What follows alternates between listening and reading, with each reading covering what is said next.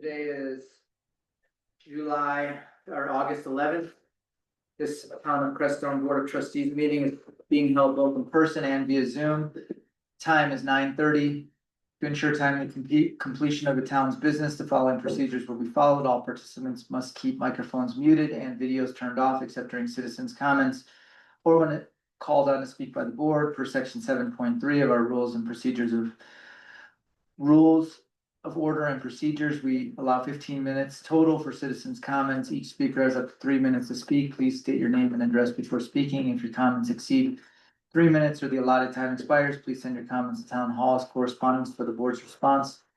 If multiple citizens share the same comments, please be brief. Unspoken comments can be submitted to town hall for inclusion as correspondence at the next regular meeting. Thank you, everybody. We have an 85% quorum today. That's pretty good, really good. I'm impressed. Thank you for showing up.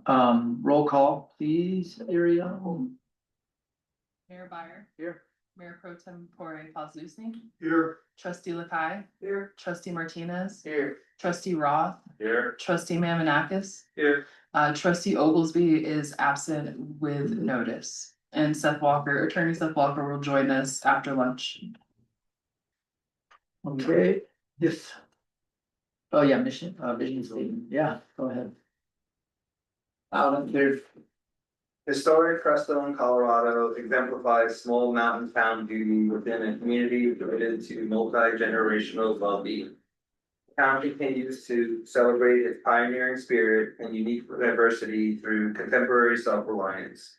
Crestone's goals are to enhance economic viability, environmental preservation, sustainable living practices, and social responsibility. Thank you.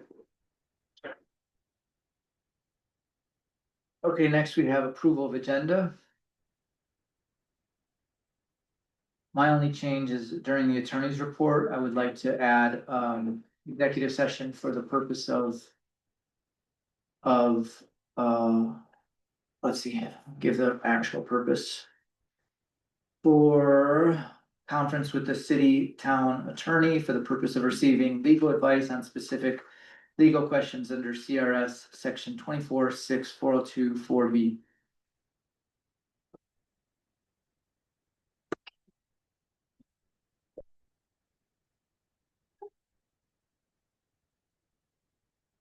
Any other changes, updates? I realize, as we go through the agenda, sometimes things come in that, things that are on the agenda come in at different times, so, we just gotta keep up with that and try to balance what's on the agenda with what we're, actually discussing, so. Let's try to work on that. I make a motion to approve the agenda as amended. Is there a second? Second. First and second, any more discussion? All in favor? Aye. Thank you, everybody. Motion's passed. Next, we have approval of our minutes from July 21st, 2025. Any changes, updates, questions, comments, concerns?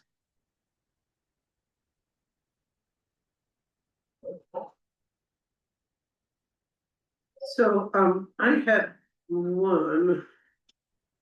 From last month's, the minutes, in front of me right this second.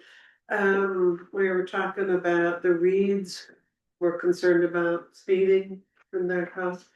And it said they live on Alder Street, don't they live on Cottonwood? It's Cotton. Other than that, they look perfect to me. It was under correspondence. Yeah, second correspondence. Yes. Okay. 7B.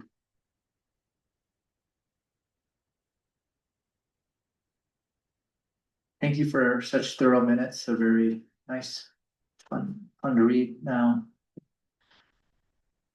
Gotten to a point where, they're up to date and they feel like, now you can use them to our advantage.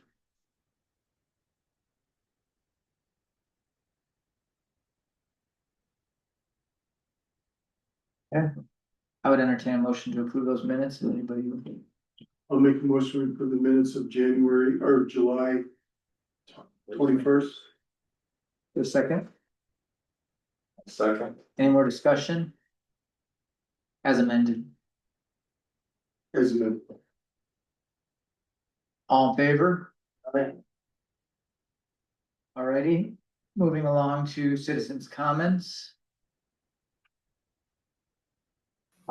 True. I'd like to, Yeah. Okay, thank you. Okay. Name for the record. It's 139 West Galena. I've been hearing a lot of, comments about the stop signs up there on Iron. And, a lot of people are saying if it be moved the street down to, Carbonate, would be a lot better. And from my viewpoint, from, just at the house, people need to slow down going around that corner onto the dirt, you know, cause it's just like a speedway. They like drift around that corner. We really don't have a traffic problem up higher. It's mainly just Carbonate here. If we could get those moved down there, I think it'd be a lot better. Okay, I mean, the main thing was the traffic study was showing that people were driving at like, I don't know if you saw the traffic study, but it was like 30 to 35 up there as well. Yeah, And most of the people were driving, I'd say it was like 25 to 35 consistently through town. So, I right. mean, I wouldn't even, I know that it's kind of a pain because you're on like a hill coming down that hill, but Yeah, and, just, observing, people aren't even stopping. well, I would assume that, but Yeah, at the same yeah. time, it still creates a little bit of a buffer. It's not only local, but it's, people towing campers and all that, they just. I don't know if they're used to it, if they've been here previously, but they're just not working there. And and people that live on that street aren't happy with it. Just wanted to put that out there. Okay. If I could just respond to that, I think Andrew makes a good point on that, in that, when I come down from my house, I almost always come down Carbonate rather than go around by the Merc. And, that, there's people come whizzing down through there. I have to be really careful and pay attention and actually myself the stop sign, it's not the old days, but, there's congestion at that corner between the Little Shepherd Church and the food giveaways and the Public Works building, and there's a lot going on right there, so I think Andrew So makes move a it good. one street to. Yeah. There's a lot of traffic, and maybe it would give them a heads up before they hit, Galena. So is it right now, is that granite or No, it's on Iron. iron? So you're saying put it at carbon? Yeah, And that's not really a full stop. no, it's not, but, just to slow them down on Older, right there, cause, traffic going up. Is, you know, up to Carbon, they just use that, that corner, it's like a raceway. Yeah. If we could get them to stop, and like Kizin was saying, that it is congested there with the church and everything. Get the cars lined up along the side, and it actually creates Carbon as a blind corner. Mhm. And then people back in. Well, I mean, it was hard to get these stop signs put in. I don't know if you remember how long we've been dealing with this, and, you know, if people don't abide by that one going up the hill, so be it right now. I mean, I say we just, right now, we kind of leave it. We still have to get them to put these, paint down on the crosswalks. I would be willing to entertain it at some point, but right now, I think we should just let it be for a little while and see if it slows down a little bit. I think it might help in general, but I know what you're talking about when people turn hard onto carbon. And I agree, let's just see how it's working for a Yeah, while. let's just, I think you bring up a really good point, but yeah, we don't have to be in a rush to change it right away. we're always gonna get complaints about something. Campgrounds would blow right through the stop sign too. Well, but that stop sign down there is a godsend. Yeah, I like People love that. That's working well, I know. I I might would- have been the first person to run that stop sign.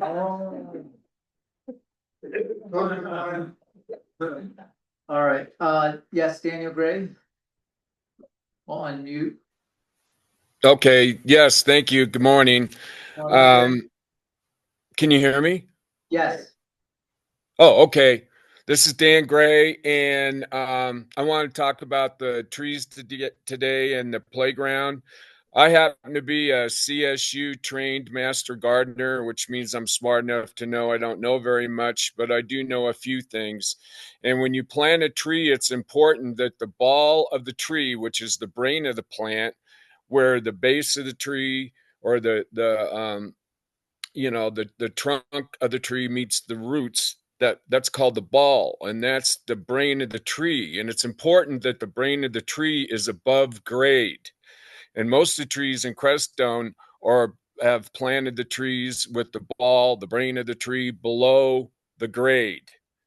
And the best example is the new trees that you planted over there by the post office. You planted the trees in a hole, and that's just not good, and it's not going to work, and it's not good for the health of the trees. I don't think those trees will make it. But again, the ball of the tree needs to be above grade. That's crucial. And that's why when I plant trees, I plant them a little higher, because I know the tree's going to sink down. And that would be the proper way to do it in my mind. You're supposed to have mulch out around the tree, and it's not supposed to touch the ball around the drip edge of the tree. And the other thing about watering trees is you're supposed to water at the drip edge of the trees and outside the drip edge. You're not watering the tree if you're watering the base. And the other thing that I noticed is that the watering system down at Crestone Park, you keep watering the playground, that beautiful synthetic surface. You keep watering it, and particularly on that one corner, the southwest corner. You've watered it so much, you're destroying the whole corner of the playground. You got to stop doing that. And I'm asking you to please do that. And I think it would be a great idea if whoever your maintenance manager is would actually go and become a trained master gardener like me. It's very beneficial. You can they give you lots of information that you can access and reference, and it just makes the manager a more rounded person. And I also think that whoever the maintenance person is, it doesn't hurt to go to a irrigation class. I've went to several irrigation classes with Rainbird, and they used to be free. I doubt they are now, but I think you'd want to make those kind of changes for the health of the trees and to not waste water, because you can overwater. If I remember correctly, I mean, I was told you can overwater. And if you overwater, I believe it pushes the oxygen out of the soil, and that's bad for the plants. And it's bad for another reason too, I can't remember. But at any rate, that's all I had to say today. Thank you very much. thank you, Daniel. Thank you, those are good comments, I appreciate it. Any more citizens' comments? I see Anya, do you have any comments to make? Nope. Okay. Any more? We're gonna move on. We've added citizens' comments to the end of the meeting as well, so if people hear things during the meeting that they feel they want to discuss, at the end of the meeting, there's citizen comments as well. To make a citizen type comment.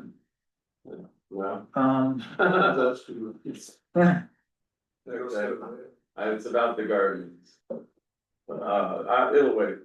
You could put something on the agenda. It's a little late for that, right? Yeah, I mean. Okay. All right, moving to correspondence. I don't think we had any this month. I don't see any. correct? No correspondence this month. All right, so we're gonna move to presentation of our bills. Which I didn't see because they were. I looked at them on the, I didn't see them in hard copy, but I looked at them on the tablet.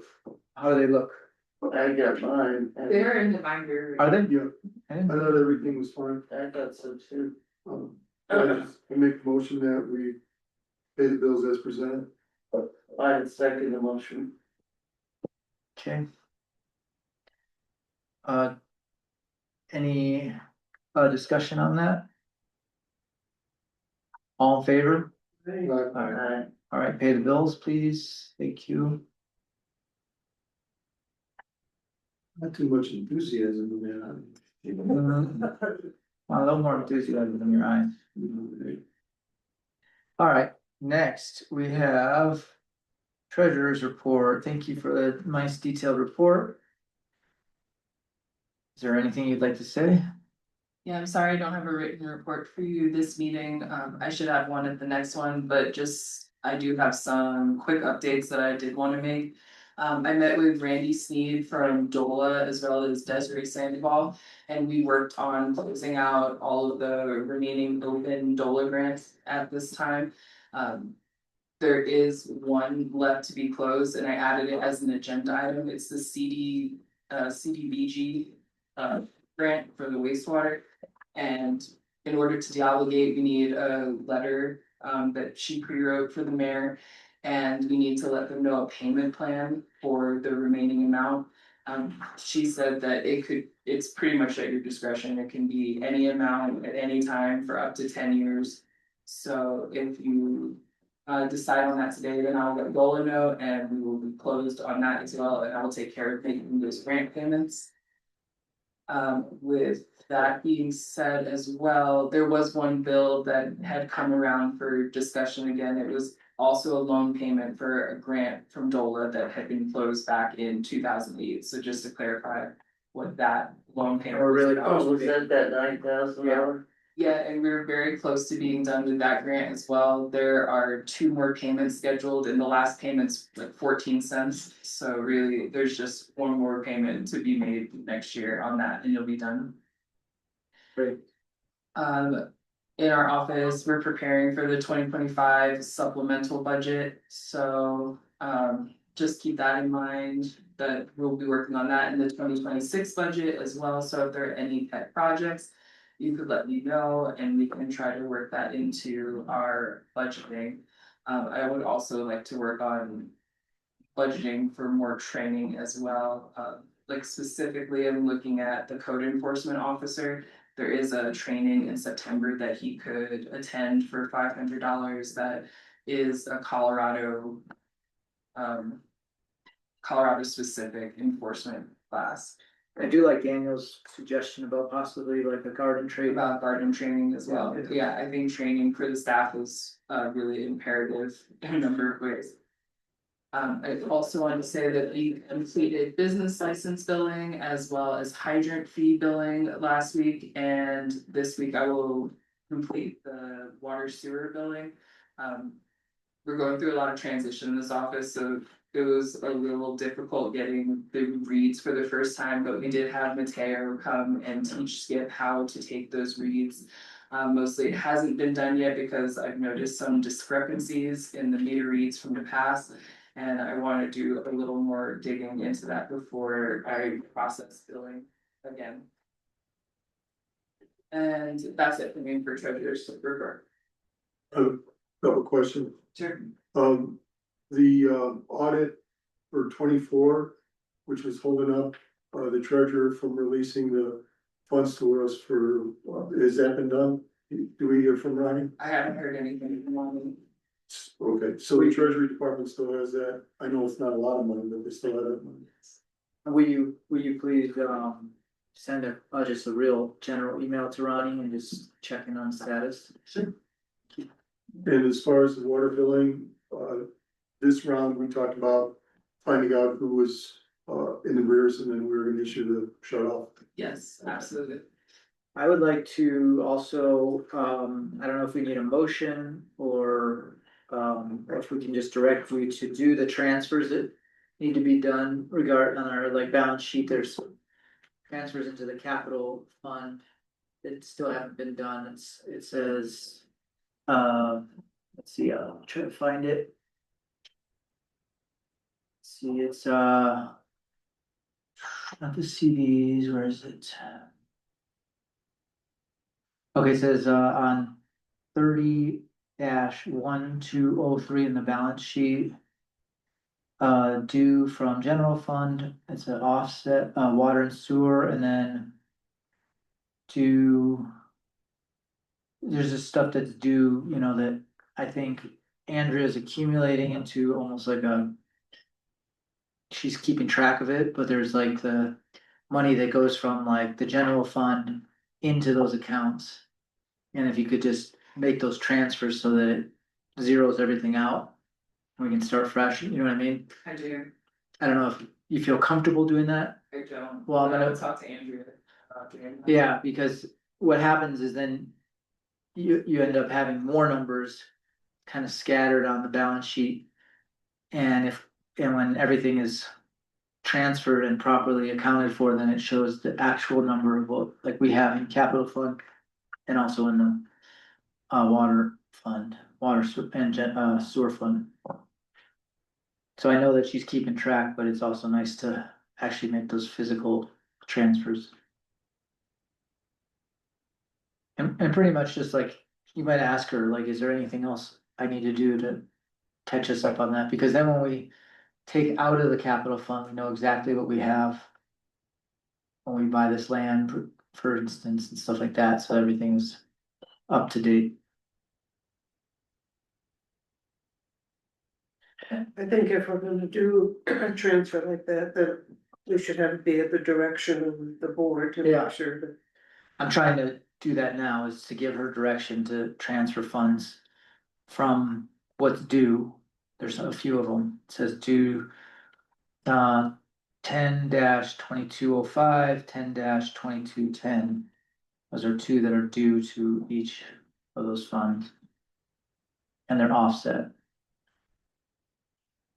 So they're doing a good job keeping track, it's a matter of actually doing these movements. Ariel, in determining the amount of money we would pay per month, per year, whatever it is for that balance, that $55,000 that we owe. We talked just a little bit about Andrea helping us determine what might be amount. Are you gonna talk with her about it, or? Yeah, I will ask her about that too. I was thinking we could do that, the finance committee meeting. If we don't necessarily have one, so. We can also decide, during the agenda, basic. Something that seems like it would be within our range, I think. If we're almost done with this other loan at $9,000, what is the time period on that one? Is it 9,000 a year? Yes, we need one more year and stuff. So I mean, we basically, next year would be a double. Yeah. Sure, it'd be nice to just pay it off. Yeah, Yeah, and that's a possibility. that Yeah, interest is 1,400 a year on 9,000. I don't think we pay interest on this. The other, I don't know, I know what you're talking about, I don't know where that amount came from, I think it was the other loan, Oh, the 16. I could be wrong, but. One question I had too was, in our profit and loss, it says that we had, for sales tax. Gotten in, where is it? I always have a hard time finding it when I need to find it. Sales tax in, yeah, accounts receivable, or not accounts receivable, sales, or is it profit? Wait, I lost profit and loss. Balance sheet. I don't see it. Oh, it's at the end of the credit card.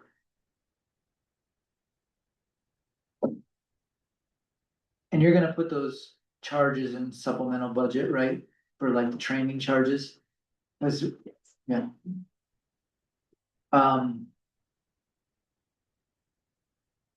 So it said we received 75,284. for the month of, I assume that's the month of June. I'm just curious, is that 2 months or 1 month? I'm not sure. One thing that I think we should, I mean, we used to have this happen where we would have like our sales tax almost like on a chart, and we could see month by month, you know, where it goes. I'm wondering if we could Do you look at, it's just helpful because that's our biggest income. And it's nice to know kind of where the town's at with sales tax. If you can, I mean, it would be really helpful. I'm always looking to you guys for direction on what reports you want to see. So I'd be happy with that. Because if that was the case, we've gone up quite a bit in sales tax. I mean, it's a pretty big spike, if that's the case, if it's not 2 months. As a retailer and talking to Scott as well, he said sales seem down. I thought I heard you say that for the coffee It's shop. down and from last year, Yeah. but it could be getting spread out. You know, well, so it's. I have a question you mentioned about, with DOLA, you know, turning back some of that grant money that we had.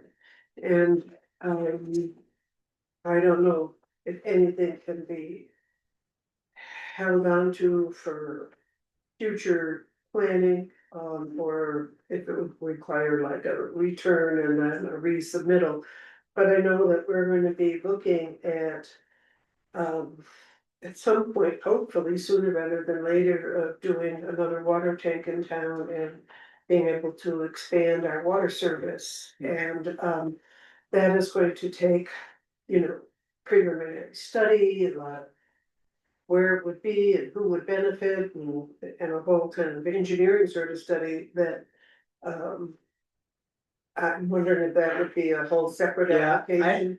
I mean, in my opinion, I think we should really just clear these grants, get them de-obligated. And start very fresh, Okay. instead of trying to like tag on. I think that, I don't think they want us to do that. I think Okay, we'll have a lot easier time getting a grant for that if we're de-obligated in the one that we're doing. That's my opinion. okay. I don't know if it's true, but it seems like that's where it's going. That's my understanding as well, is they wanted to have us start kind of with a clean slate. So we could look forward to the future and not be bogged down in these old grants. And like Dennis was saying, we'll talk about it in old business, maybe paying it in 2 rather than in 8 or something. Just clear it. Sure, that's like clean. Yeah, and we could even add it to our supplemental, it's already in our budget, add the whole thing. Right. So Start fresh, start fresh, okay? yeah. We still have the one from, you know, the mitigation grant, which Allison's carrying for, but. All right, anything else on the treasurer's report that you guys are seeing that stands out? You need from her to make your decisions more informed?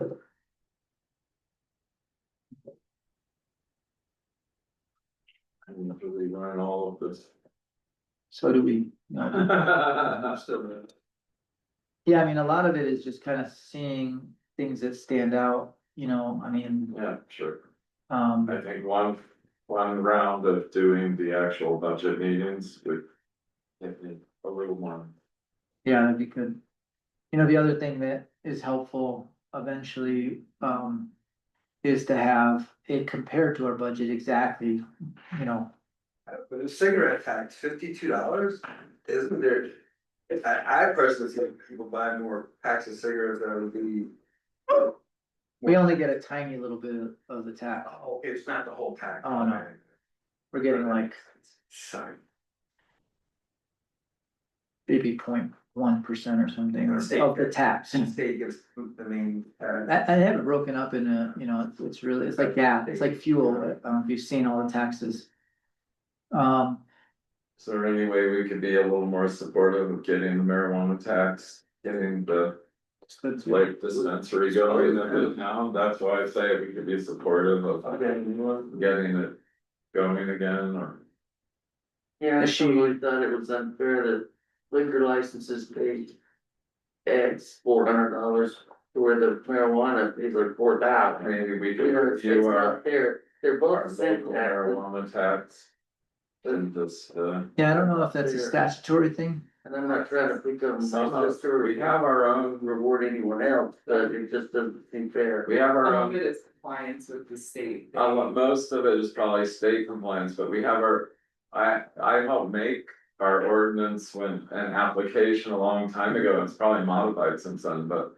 Our first one and Well, I think the state did that because it was something new that was coming in and they felt like, you know, in order to regulate it properly, that things should be a lot higher. Yeah. Cause alcohol's been, you know, The thing what Kim's talking about is business license was $3,000 and everybody else was in the hundreds. Yeah, yeah, what is That it, in itself had to be a big burden. the original? How about when we had just a medical marijuana store across the street, was that like a big fee? I don't know, I haven't. all of it was. I think it was And it straight was- across the board. But as the market's so crashed at this point, we might review that when we have a minute, just what our local. Yeah. Seems like we don't even know. Well, we also need to review the whole fee schedule in general, I mean, it's a lot of things are too low.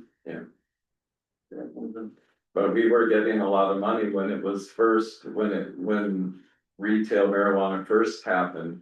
We were eager to get our little share of the pie, and which was good. Yeah. But it might be worth reviewing and being encouraging rather than just getting the tax money would be a help too. Yeah, that's a good point.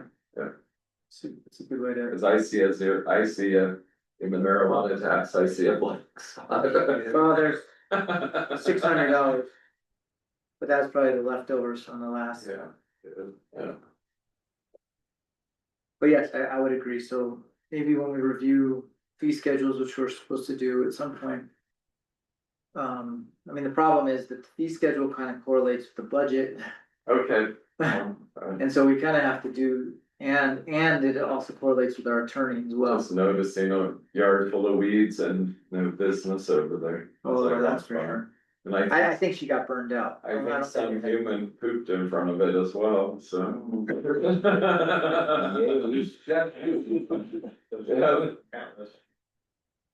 All right, moving along, any more on the treasurer's report that we wanna, discuss? The only other thing I would say is some kind of report eventually. You know, like a comparison to our budget, but that we might do when we put this 25 supplemental budget. We might, I mean, you're gonna need that anyways, I think, but. All right, well, thank you, treasurer, for that. Anything on the credit cards that stand out that anybody wants to discuss? I think what stood out to me, it seemed like the use was less. Was I right about that? Not like that. Yeah. I wonder why. Lost our credit card even. No. Thanks for including that. And then also, you know, just making sure that those things go into the right budget items and that as we supplement, we make sure that the training is taken care of. However, however much you got in scholarship versus, you know, the additional amount in training. So we do want to encourage the training.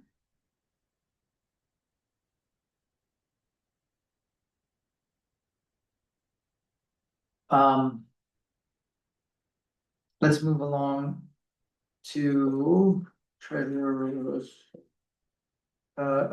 Finance committee hasn't met in a little while, so hopefully that will happen soon when we all get through this busy time of summer. Should we just look at September? Yes, ma'am. Oh, yeah, I was gonna ask if we could maybe schedule a date while we're here together. Okay. Kind of a more up to Dennis, I mean, I have.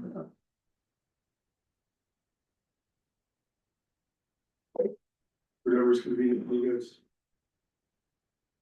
And Andrea,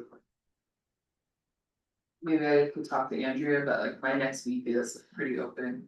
Yeah. Meetings. sounds good. Or the week after too. That would take I- us right up to the end of our August, first part of September. I'm leaving on the 22nd, but I don't have to necessarily be there, you guys can meet. And then if Lonnie wants to join, then that's another. If I person. can, It's usually we've been doing it like in late afternoons.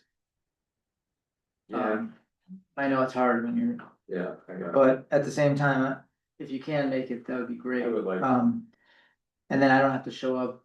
Although I should, I mean, I can also hear the results. Just, to understand the balance sheets and everything better would be. I would like to show up, so. Well, the nice thing is you can ask our professional bookkeeper questions. And if, you know, that gives you the opportunity to really discuss with her what's going on. I mean, it's quite a few meetings, isn't it, wouldn't it? It should be more meetings, but we just haven't been able to, but I can, We've been at least once a month.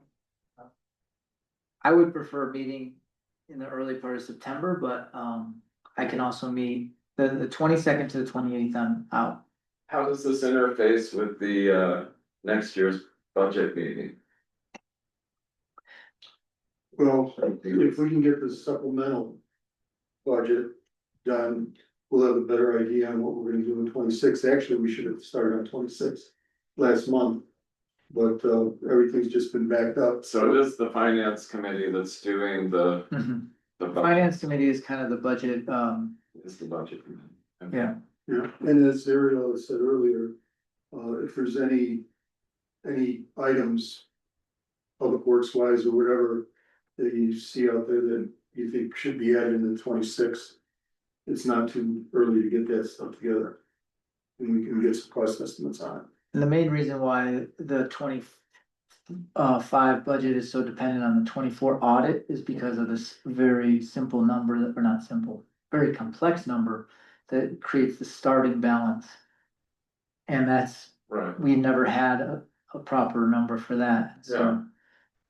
So we're waiting on the audit, I know, Right, thanks for. just so you know, the audit, 24 audit is coming. We have it and then 25 will be even better and quicker. New meeting to float some numbers. Alright, so, do you guys wanna schedule, do you wanna just talk to Andrea and then you'll decide? Yeah, I just emailed her and CC'd you all on it. Right. Asked her either for next week or early September. Okay, sounds good. As well as, emailing Ronnie and separate and just say we need updates on that. Okay, so I guess moving on to my report. I wrote some stuff and reform, so. Mayor's report for August regular meeting. This issue of what is the mayor thinking is dedicated to safety and well-being and the pursuit of happiness. When all the people of Crestone are safe, we are satisfying our commitment as a town government. Safety is an interesting topic due to the fact that it is completely relative in relation to time. As we develop our foundation of governance, we make decisions that either extend or contract the relative safety of the community. For instance, when we do fire mitigation, it has the potential to slow down the fuel intake of a fire, and this work expands and lasts for many years with likelihood to help future generations. This is the same for flood mitigation, water, wastewater infrastructure, as well as traffic management and pedestrian awareness. All these elements are set in motion by the governance at a particular time, and they carry forth as safety into the future. Carry forth safety into the future. The new stop signs are already slowing down Alder Street, which is a nice improvement. The County Road and Bridge Department is committed to repainting our crosswalks, which will increase safety for pedestrians and playing children. Does the board want me to follow up with LV regarding the crosswalks or wait another month and see if they follow through? It's a question for the board. I like to see some earlier communication. Okay, Yeah, it might drift off. Okay. Well, he knows, but I will definitely communicate with him. Yeah. And I have some questions about billing. We've not been clear on how much we're over. Yeah, and I was gonna say, I wanna withhold any HUF payments to the county until we have the work that they committed to fully complete. And we know what that is now. Yep. The other day, a bunch of alerts went out regarding an old man that is a convicted pedophile that was using Crestone as a hideout from his 40-year parole. Townsfolk rallied and were able to get him out of town and arrested extremely quickly, making Crestone more safe for our children. It was a great example of our community pulling together around an actual threat to children's safety. Well-being and the pursuit of happiness become a reality when we put safety as our priority. It almost happens by itself after the priority is accounted for. If there's any common goal that I'd ask the board to focus on, it's long-term safety of our community and our visitors. The new land we are purchasing and being given, half of it's being given to us, half of it's being sold to us. So it's under contract. We're waiting for the appraisal. Ariel dropped off the check to the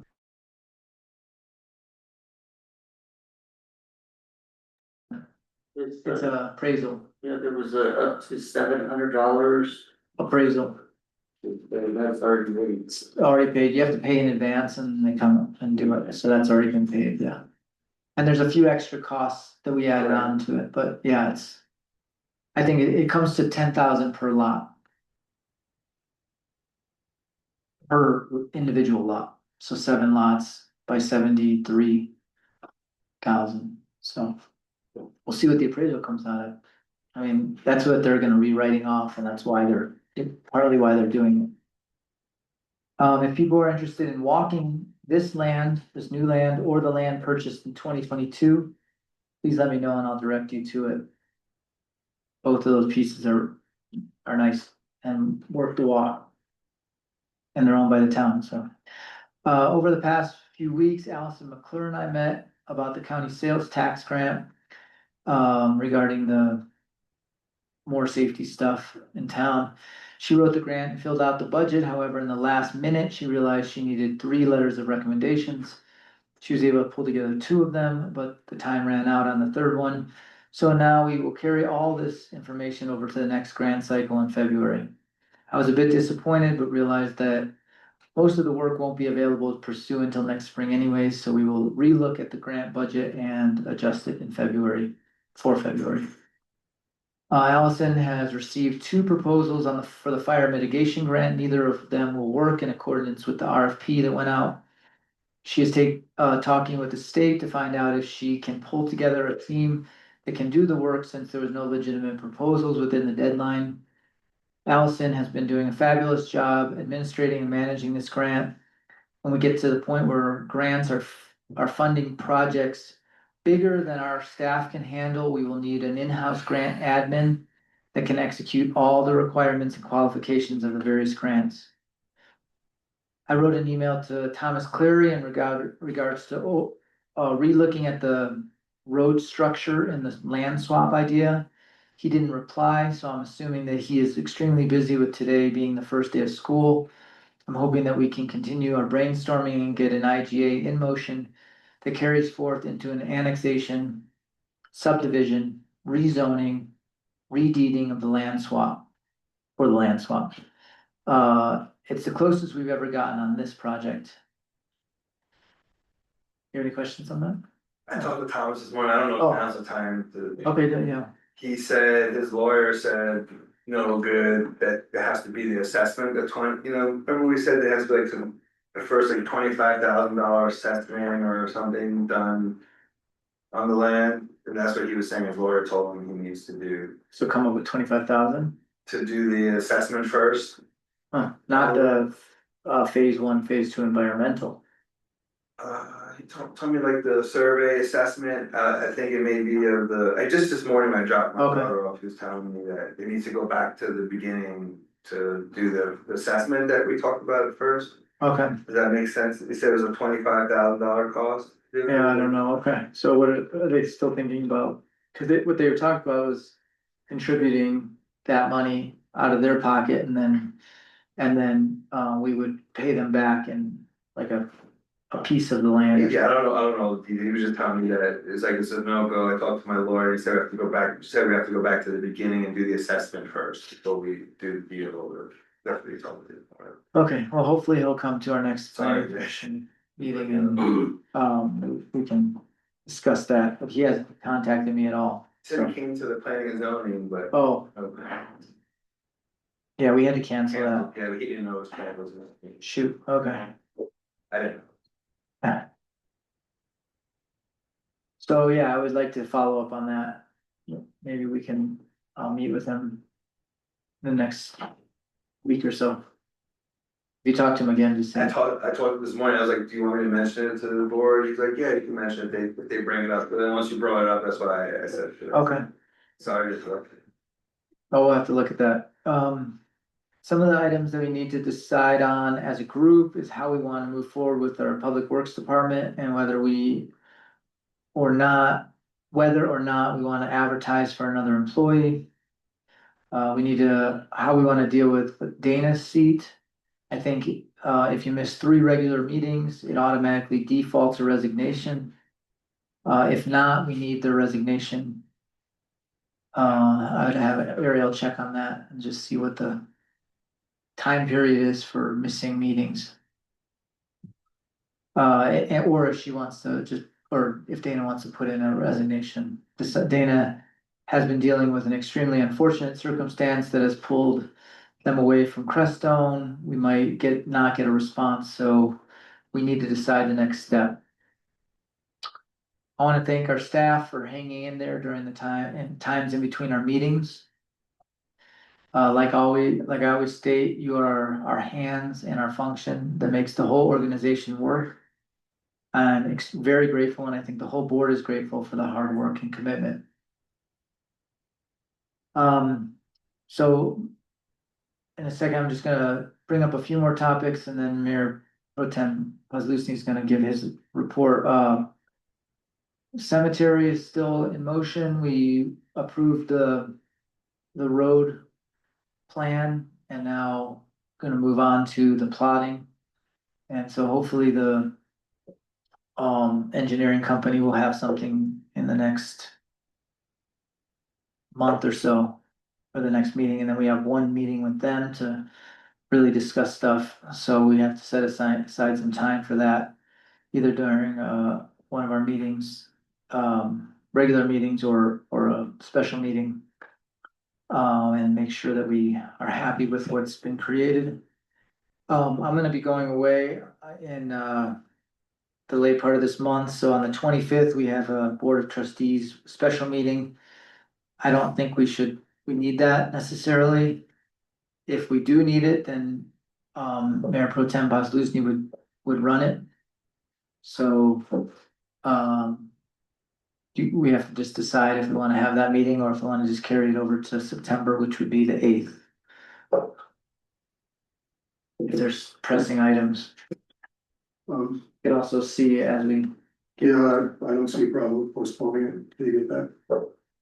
8th is pretty close, you know, Yeah. so I would just stick with the 8th of September as being our next meeting. Thank you guys so much for coming. It's really good to have a 6-person forum. It's best to have 7, so hopefully we'll find somebody else to step in on the seat. And I really think that this being, you know, that the meetings are really the primary place where we can do our work. We really can't do much outside of the meetings. I mean, there's little things we can do here and there, but in general, this is where we come to. So if you need things on the agenda, make sure that you put things on the agenda, use the form that we have. This is really where we do the work, and so people showing up is really important, and planning your schedules around these meetings is really important. I'm trying to do that. I happen to miss the special one, but I feel like the regular ones are really the regular ones are where everything kind of comes together. So if you could just extend out into the schedule for the next, you know, few months and lock out those days for in your schedule, it was really helpful. Cause this is where we do the work, and when you miss meetings, then it's hard to, catch you up on the things that are coming out, and I'm happy that Kim has read the minutes so that she knows what's happening, but it's definitely something that is harder to catch people up when you miss them, so. The event committee still hasn't met, but it's something that we might have to wait a little bit further, maybe get through one more event, which is, the Energy Fair. It's Energy Fair is September 11th through the 14th. Probably gonna be kind of hectic time, so just make sure that you know, block out your schedule if you want to be there so that you can really see how these events run and what they're doing right, what they're doing wrong. That way we have a better idea for making decisions on how we want to move forward with events. I think having the 5-day event, um, it's preliminary, ordinance is not set yet, but just kind of going with that etiquette that we're only doing five full day events per year is really helpful because it kind of eases the tension around these events that some people have, because there's definitely tension around them. I think from some neighbors, and you guys feel it, everybody feels it. I mean, you probably like them, but some people don't, as you know. So I think they're great events. I think we're really lucky that we have good event coordinators, but they also do kind of wear out the town a little bit. And I want to make sure that our code enforcement is ready for that and blocks off his schedule for that. So that's kind of an important item for the code enforcement, because what happened on 4th of July was everything was kind of smooth the whole day until everything closed down, and then you had everybody who wanted to cause problems come out in the middle right after dark, and I was getting my phone was blowing up, and I'm doing an event over at the cloud station, and I was just like, okay, I'll go out and look, and then as soon as I go out there, everyone scatters. So there's just like things like that. So it's just best to have presence after the events mostly, because during the events, there's enough people watching that nobody's gonna cause problems. In the center of center of the event. So that's one thing I'd like. The other thing we need to look at is whether we wanna start coming up with a new IGA or revised IGA with the county regarding the HUF funds. I know Dennis has been talking about this for a year now. And so we really would need to sit down and go through that contract and figure out where we want to adjust it, and then it's gonna be another whole one of those back and forth things, so. But start looking at that contract. If you haven't got it, request it from Ariel, she can send it to you. And just start reading it and seeing what we obligated to and what they're obligated to. Budget committee we talked about, and then today we're gonna have to make some decisions around in the attorney's report, so that's gonna be an executive session, so I want you guys to be ready for that. So, Mayor Pro Tem Oslusny, do you have your report? I got a couple of things real quick. Mayor, you made mention about additional person for Public Works. We did have two up until just about a month ago, and I think we should just go ahead and advertise for another person. Starting job description and salary would probably be something similar, if not exact, to what Skip had started with, and we should get that going real quick. There's a couple of things that I haven't, you'll see on the other page on new business. Would like to be able to have these approved by the board. One of them, of course, is the new contract with Brent Collier, who is our ORC of record, and we're using his certification. The price had gone up a bit, and that is to include his involvement with sanitary sewer system. It wasn't before, it is now. If we can bring those BODs down to even half of what they are over the year, the savings would be much greater than what we'd end up paying him. The other is along with that, having our clerk be the person to contact with the state of Colorado. I don't think she was before. I don't think you were getting those notifications. They were blocked somewhere by someone else. And so now they'll come directly to her. She'll be more notified as to what's coming down the pipe from the state, along with our ORC. So asking for that approval too. Now, the other one is I'm asking for the board consider an amendment to the section of our code that requires a certificate of occupancy. Right now, it only says for commercial use. I'm asking the board to look at that and get a little bit more detail and include residential as well.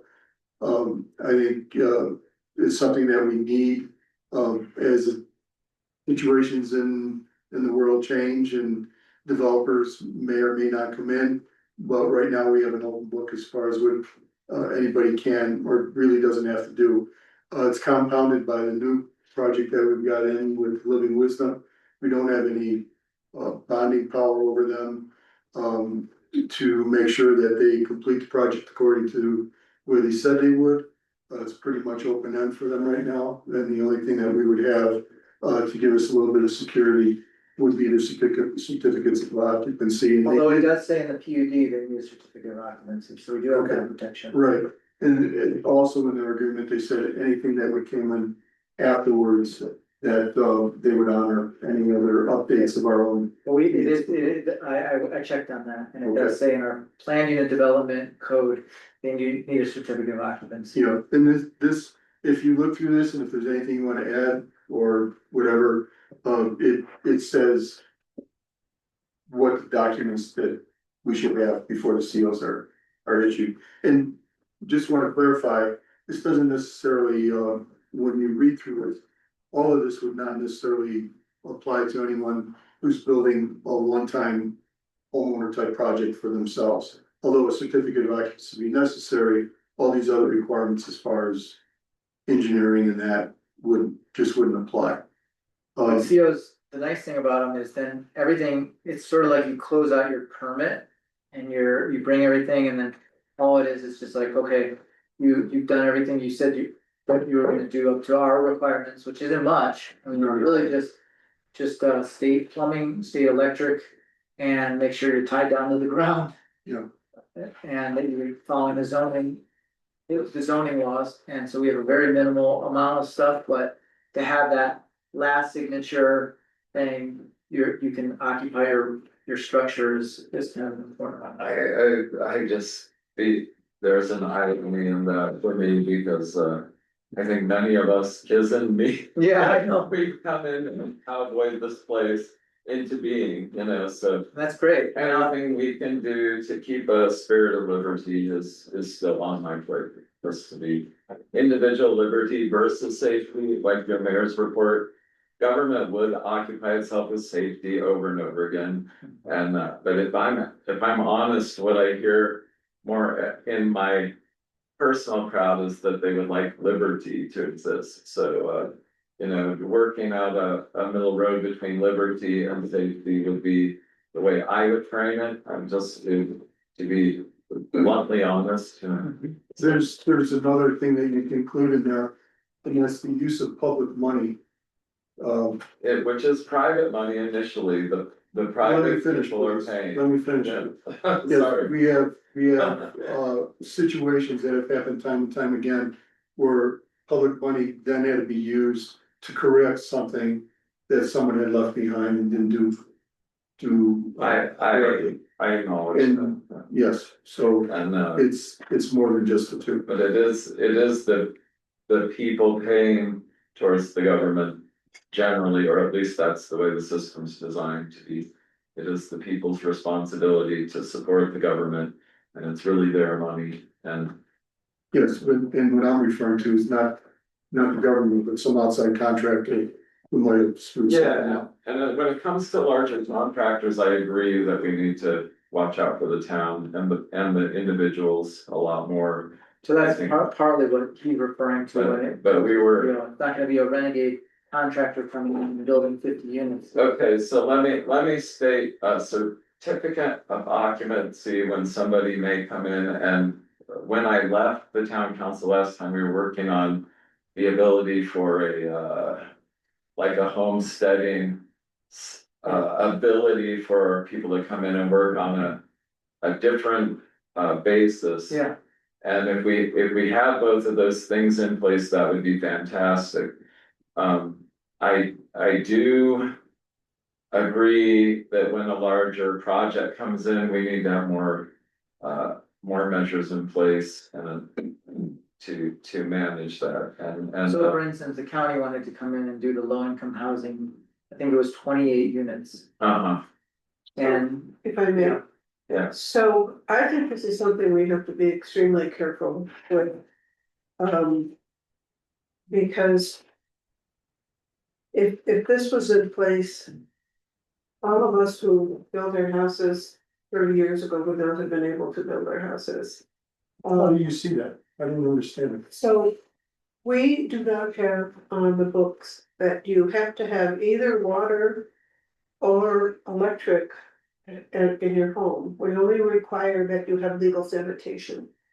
And so with my home, I was married to a commercial professional builder for many years. And when you would have a plumbing inspector to come for a certificate of occupancy, the final inspection, it could be so egregious to where you don't have a toilet paper holder on the wall. I mean, there's so many of us who built our own homes. It was probably 4 years before I had running water while I was building my home, before I was able to get a well. I hauled water for 4 years. And we had legal sanitation, had my electrical inspection. I think electrical inspections are important because that's a real safety issue.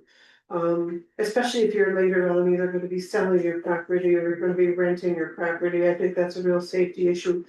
But I think we need to be able to allow for people to be able to live on their land, maybe live in a part of their house while they're continuing to build and not make it to where people can't do that. And, we passed this PUD, and this is kind of where it's coming from, and there was no bond that we got finished. I mean, it's kind of like there's two different things going on. There's people who are homeowner builders, and that's a whole different category. Having a certificate of occupancy would be extremely light. It just basically states that they do have plumbing set up properly. That's the wastewater is running properly and all that, and that would be extremely easy, and I think you would have passed that without any issue. yeah, I The think problem- I think if there's just that we proceed on this carefully is all I'm asking. We proceed really carefully so that we can allow people to build their own houses and live on their property while they're building. And they're not going to be dumping sanitation out of the yard or, and that there are maybe stages or something, but I just say, let's proceed carefully. I do wanna see electrical permits, but I don't want it to be that you have your house have to be completely finished turnkey according to the bank or whatever before you get a certificate of occupancy. So let's just tread carefully with this. I agree, the problem I'm saying, and I think we have a little protection in the PUD requirements, but. If you have somebody who's relying on us for water, say. And they move in and we haven't even turned their water on, but they turned it on, We don't want that. we don't want that. So this, a CO in that case would say, you can't move in. You can't turn that water on until you have the signature, and that gives us just a little more, of a. Protection that we don't really have, I mean. Again, we're gonna have to look it up and find it in the PUD, but I think it should be covered in a way that actually protects the town, because what's gonna end up happening is. They're gonna be using our water system, the meters don't work right now, things like that, they're not set up to our standards, our qualifications. And we're just dealing with this kind of like. Then vague. let's target specifically what the problem things are that we want to avoid. Mhm. Let's target that instead of doing some blanket thing, and let's make it be, if you're gonna be an owner builder. these are some of the things that you have to do for public safety. And I'm a big fan of public safety, but at the same time, it's that personal freedom, and where do those two meet? And let's not be more regulation than is necessary. Than I think you're looking at this not correctly. That all this is saying is that if you took out a building permit and you said you were done, according to what you were permitted for, that's all the CO says. That's all it does. And in this case, with a bigger developer, they submit engineering documents. And I just wanna say, maybe this is a good time to add this. I talked to our engineer, who was the designing engineer for that, about some inspections that should have been done on the infrastructure. He told me that he was not hired to do any construction monitoring at all. That was a shocker to me. And after talking with some of the people there, no one is really monitoring what's going on at that project right now. I think in that case, more in a larger multi-residential establishment, it is far more things could go wrong. And I Absolutely. 100% agree that it sounds like we're inexperienced at dealing with this, and we should be doing everything we can. Dennis has probably the most experience with bigger developments. Yeah. So he's just bringing his experience into this situation, but I think there's a tendency towards thinking that it's from the ground up. It's actually, I think.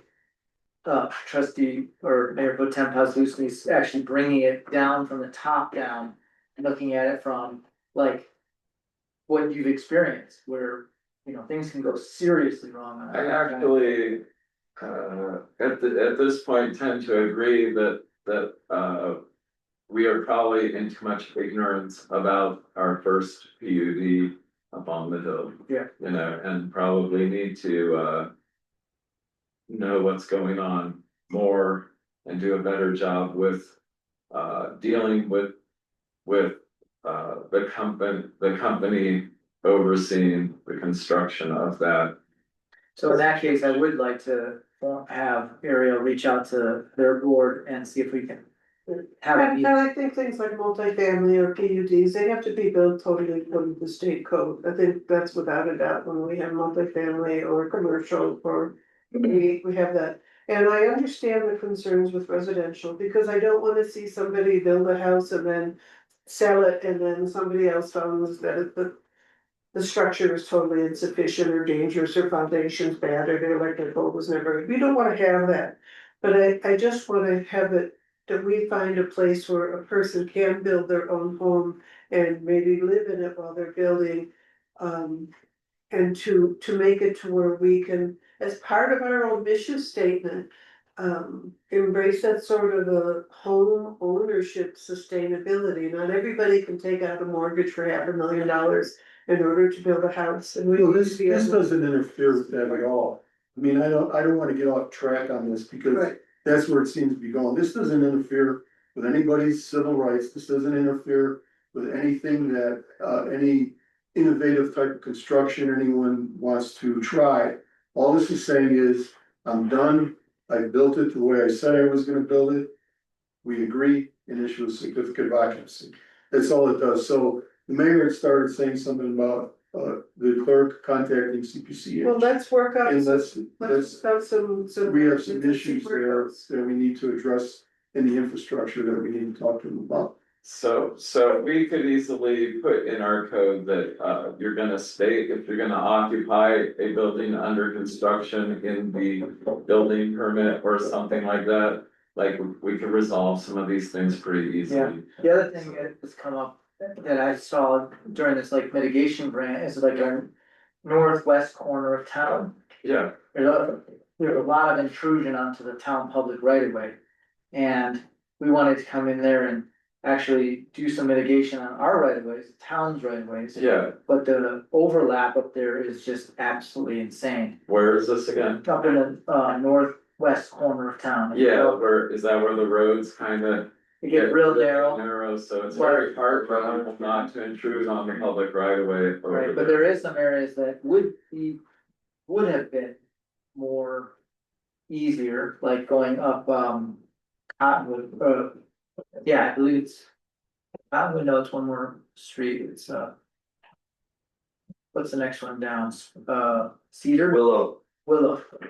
You go to Willow, you can see that there's a lot of intrusion onto, and had we had something like this originally, we wouldn't have the same problems. I mean, I know that the town, survey got messed up and then we had to have it redone. A lot of this has been employee problems for the town where we didn't have proper building inspectors. I've seen that come and go over and over again. We Yeah. can't keep a proper building inspector. That's true, but if they have a little bit more say and they understand property lines and zoning, various things like That's that, their responsibility. it could be. And we had that happen with Roy Gould up there as well, onto. Well, let's come up with some guidelines and let's hammer it out and see what's gonna work. And Scott's already built his house in the road up there a long time ago, like you have to take off part of his house because. Last thing here, From the street. Yeah, that was actually the prior owner who. Yeah, Yeah. last thing here is the bridge report. Very difficult, if you saw it and opened it, it was very difficult to read. I think it was almost, the inspection was probably done from someone that was sitting in an office and not necessarily out in the field. But it looks to me that they want us to downgrade this bridge from a 5 to a 3. Alder Street Bridge. Right. So I didn't mean to take us on a long detour, but I do. Well, it's still under mayor's report, and I like having discussions or mayor's report on things that aren't necessarily like, things that we're starting a discussion on. Yeah, okay. So, Do you have something? Is my understanding that the Alder Street Bridge is not inspectable because we went ahead and went without engineered documents. The state didn't approve it, they do not approve culvert bridges. And so that was supposed to be uninspectable. Now, I could see downgrading maybe a Cottonwood Bridge or Galena Bridge. I don't know if they got confused, but It was a very difficult report to read. They had pictures of all 3 bridges. And made reference to downgrading. Without a street identification or anything. The bridge, the other 2 bridges are posted in picture. And the third isn't, so. I tried to get a clarification from the state and couldn't. oh, maybe, like you said, somebody was in the office and they said, write this report, they didn't really know what they were doing. I don't think they came out with this. So, yeah, because in the past 5 years, they have not inspected Alder Street. yes, Ariel. I did speak with them as well, trying to get access to that website, and they did say that they came out in January to inspect the bridge, and they'll be out again next year. They said if you as a board would like, they'd be willing to come and sit down and talk through it more thoroughly so that everyone understands better. And I said, So we- sorry, it's our draft, but I said yes. Wait till next January? That's what they're saying. They said for now, just put the signage on the bridge saying that we downgraded it to the level 3. And then they would be willing to sit down and talk about this more thoroughly. And that prevents certain trucks that are level 4, level 5. And we I still understand know what which the bridge thing they're talks talking about about. bridge. Oh, That's the thing, it's like, It's the only one left. only like the 1 lane Well, there's bridge. one on Back Street, and there's one on this. They're already posted. Alder, So this is. shirt holder, I don't know. Large culvert, that's why I don't wanna mess and with that's not a bridge. putting a sign up on that bridge. That's So, cause I mean, that's, non-inspectable is what I've been told in the past. Yeah, that makes sense, actually. Cause it doesn't conform to any I don't think we should. Digital. plotting or anything. So who would we talk to about January. would we still, if it's non-inspectable, how would we put a grade on it? Alright, let's move along. On this bridge, one last thing goes, and Andrew, you might remember this, Akia was our town. Hold on, Akia was our town administrator at that time.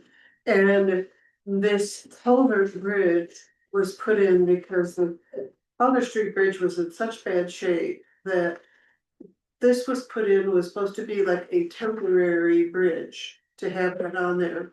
And after it went in and everything, the state came and said, oh, actually, this is good, and they approved it, and we didn't have to then, go for a few years down the way, put in another bridge. But they're somewhere back in the documents back there, and I know Ikea would know if you remember that, but it was supposed to be temporary.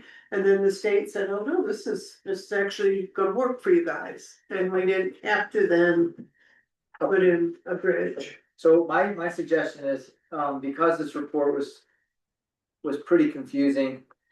It definitely was, I even think the engineer said it was confusing. I mean, they filled it out as though it was like an engineered thing, he sent it over and said, there's nothing I can really do with this. Well, they had pictures and comments from several years ago. Right, and it didn't apply to the bridge, it applied to another bridge. They had documents in there for 2017. So my thought is, let's let them catch up, come to us when they're ready to actually tell us what they feel that we need to do. Because until we get real clarity, it doesn't sound like they're pushing us to do much. And we're not gonna downgrade that bridge to a walker, a pedestrian only bridge, and there's no way we can do that. No. Right now. So, Well, and part of the reason that they allowed us to do this on that bridge was because it had gotten to the point where we couldn't put like fire truck or even propane trucks over either Cottonwood or Alder Street. And so this is where that culvert went in, so we couldn't run a fire truck or propane truck. And this was suggested to us by the state, it was supposed to be temporary, and then they said, no, this is good, you'll be able to do it, so there's some backstory there. To this, well, yeah, one lane would work because very rarely do two cars go over it anyway, so if we just made it. If we wanted to put up a sign that said one, what would it be like, one lane bridge? Yeah, they just said signage on both sides of the street that say that. One lane bridge, and then people have to wait if one car's on it already. Like PCO to oncoming. Yeah. So, I better way to do work. you wanna have her order the signs? So that we can just do that and be in compliance? The one lane bridge sign. Well, let's just wait until January actually. And see Oh, what wait. they say.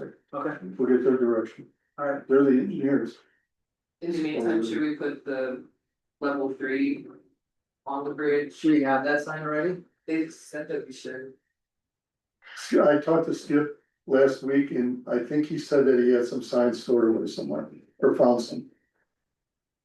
Yeah, so then if we have the sign, maybe we put that up just to. For legal reasons, I think it'd be good to have it up, just. Error on the side of caution. Yeah. Yeah. But that's what we should do then. I- Wait it out. I would prefer clarification to proceed. Well, obviously Ariel has clarity on putting a sign up that says. Class 3. Okay, it seems like it's a mistake that we're getting the wrong information. Well, then we'll find out later, it's not that big a Yeah, deal, it's okay. not like there's two cars crossing on a regular basis. Okay.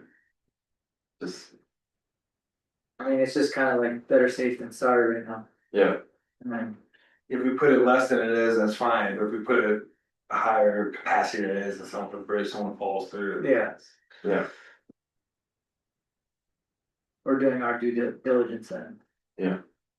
Alright, moving along, do you have any more on? No, I don't. You're good. We will have, in the attorney's report, we are going into executive session to discuss some stuff having to do with that. Next, we have, public works report. Was there anything from? so, Oh, sorry. I'm sorry, before we go on, did we approve the contract with Collier? Oh, wait, I missed, It's a new business. sorry, I missed the clerk, I missed the clerk's report, she had the block Party proposal, sorry about that. I'm gonna keep my perks report brief as well. I do have the block party proposal included in your packet. I just think this is a way to engage the community and, kind of encourage people to do more of their civic duty. I don't need for it to sound like in any way I'm trying to get rid of any of you all. I think you're a great board.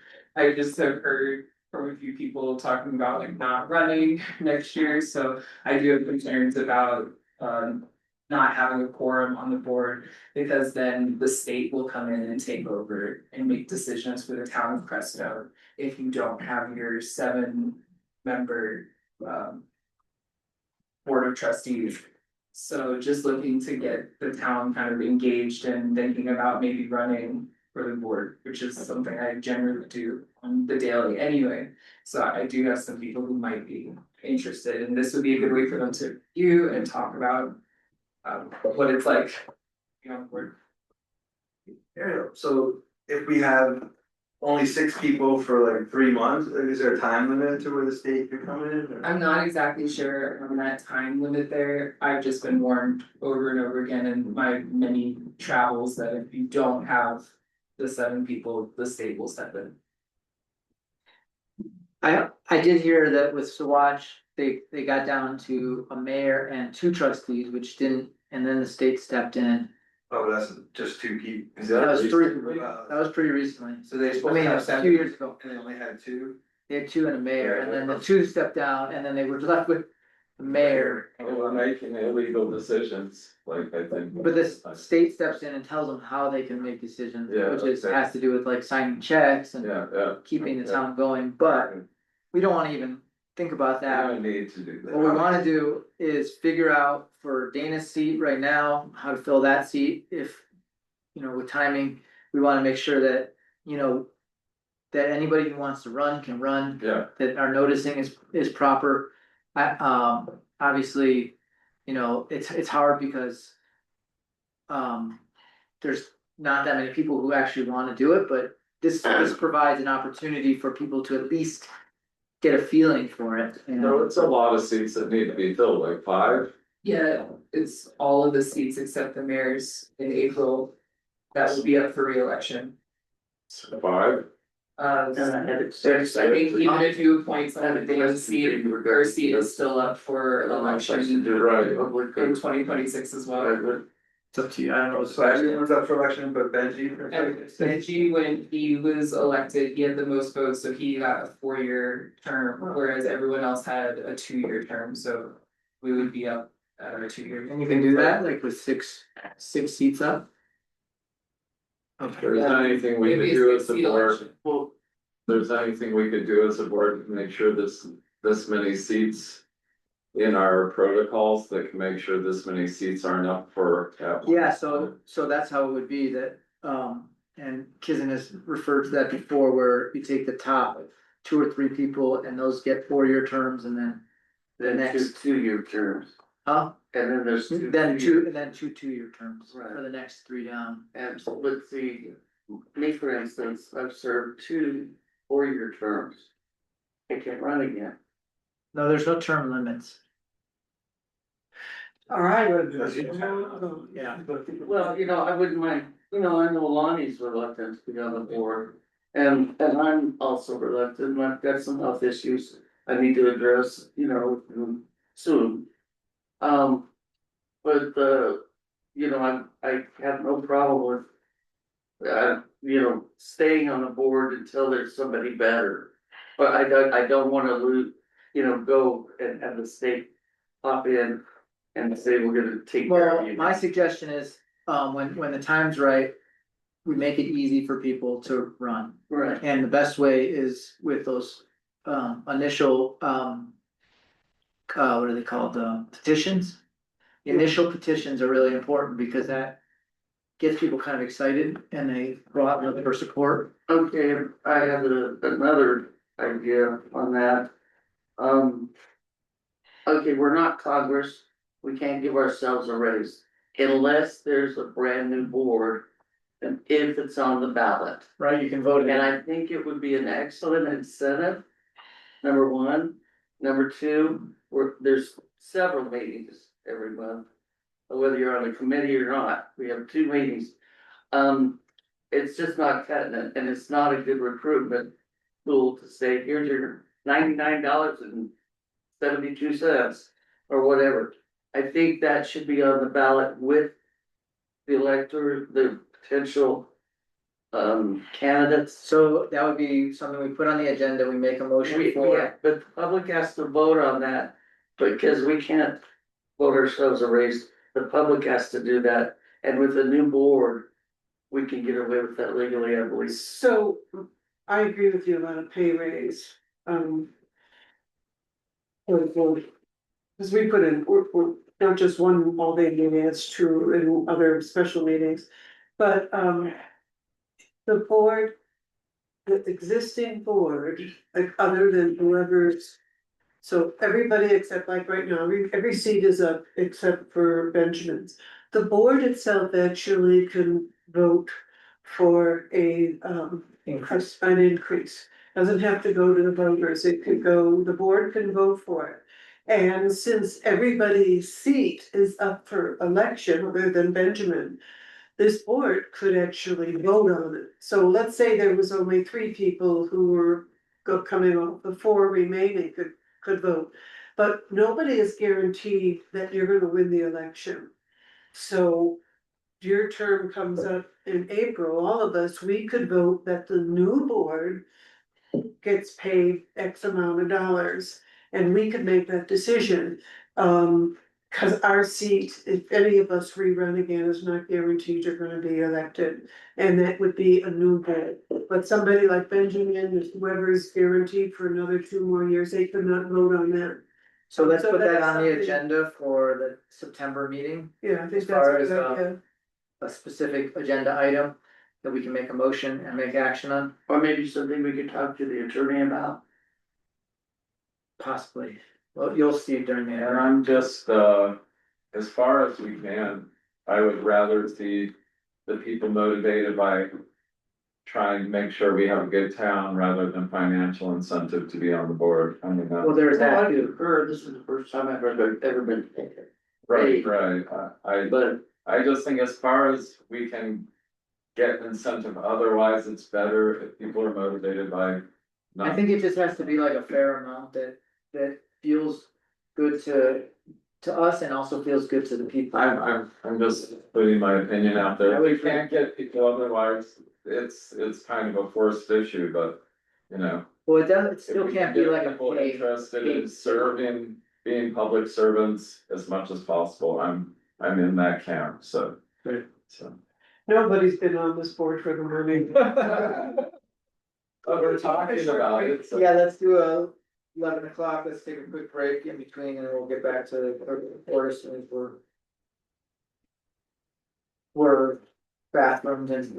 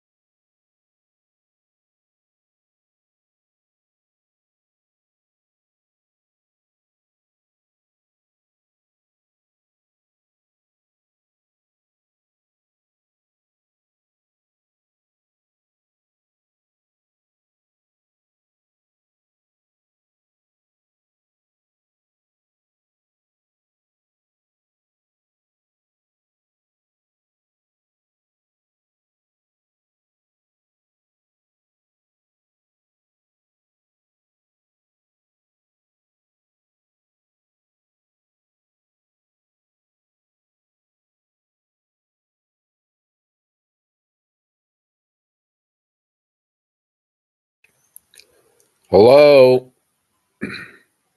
Is the sound off? The sound is off on my end.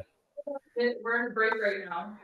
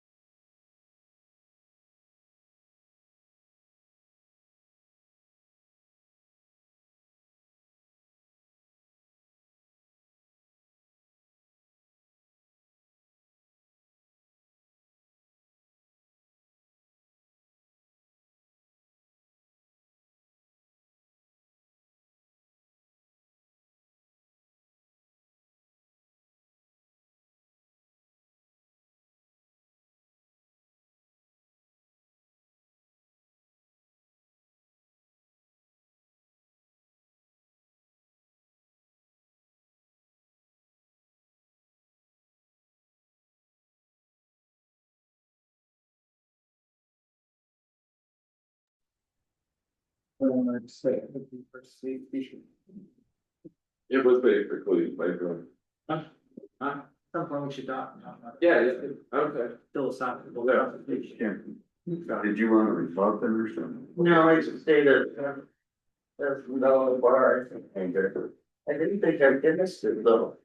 So, are we recording again? Yes. All right.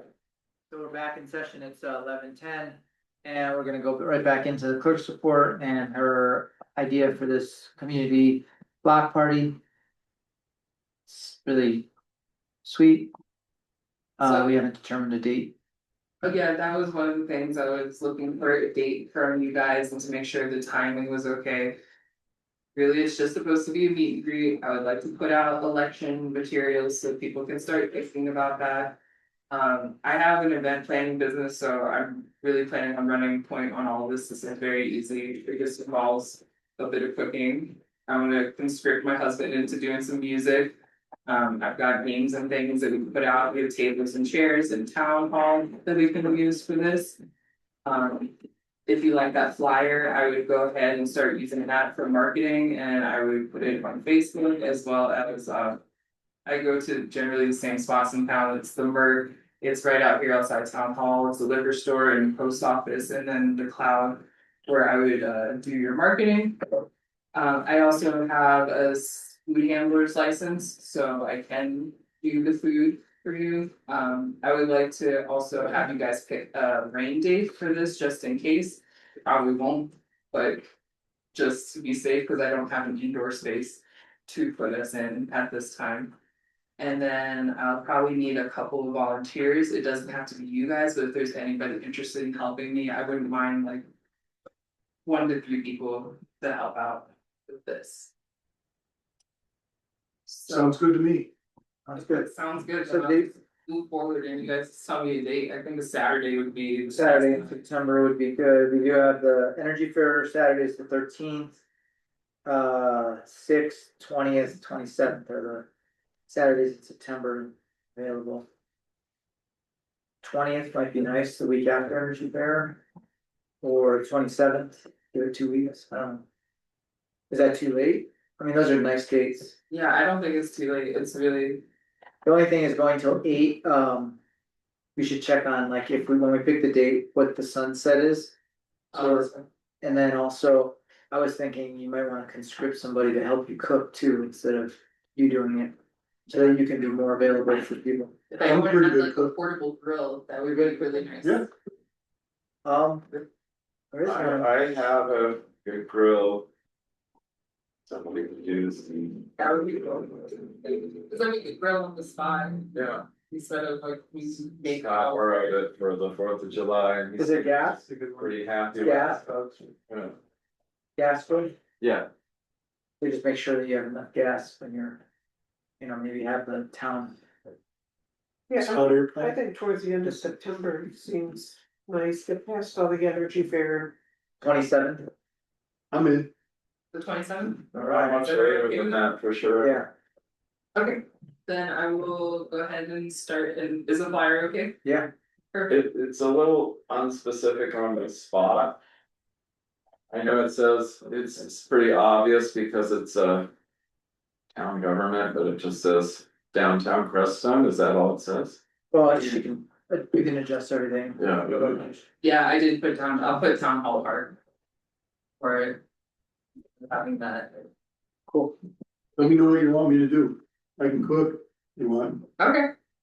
That would be great. Yeah, as we get closer, September, maybe we do like an update and let us know like more details on what we need to. Absolutely. That sounds perfect. Okay, You wanna be aside, the guy that's behind the barbecue. Oh, yeah, give me a hat. I'll let- That's it. Would there be any entertainment when you have the celebrate Crestone, the description? Discuss local issues or anything like that? Do we wanna just have fun and? Well, she said that she loved music. Or, Yeah, I mean, do we wanna invite people to get involved and? or Well, just- maybe Benji can make an initial speech. or something like this is why we're here. I mean, I would It's imagine some of the for people want to whatever, chat about And then stuff. let everybody party or. That'd be fun. Yeah, I'd be happy to. Make it informal. Have the air your grievances booth, Benji? What? Air your grievances booth? It's like, what do they, do that, dump tank, Dan used to come to town and do that. dump tank. I actually started that. I got Dan to come. Oh, you to the did? dump. Yeah. I tried to get the judge to come too. 8 years ago, 9 years ago? I Amanda. don't know. Yes, I would like to have name tags for each of you, so people know specifically to come talk to you. Right. And get your perspectives and information about being on the board. And then also have like a table set up with like information about elections and running for a spot. I think you got a good idea, what in your head, what you wanna put together, right? Yes. Okay, then just do it. Could just say, we actually need you this time.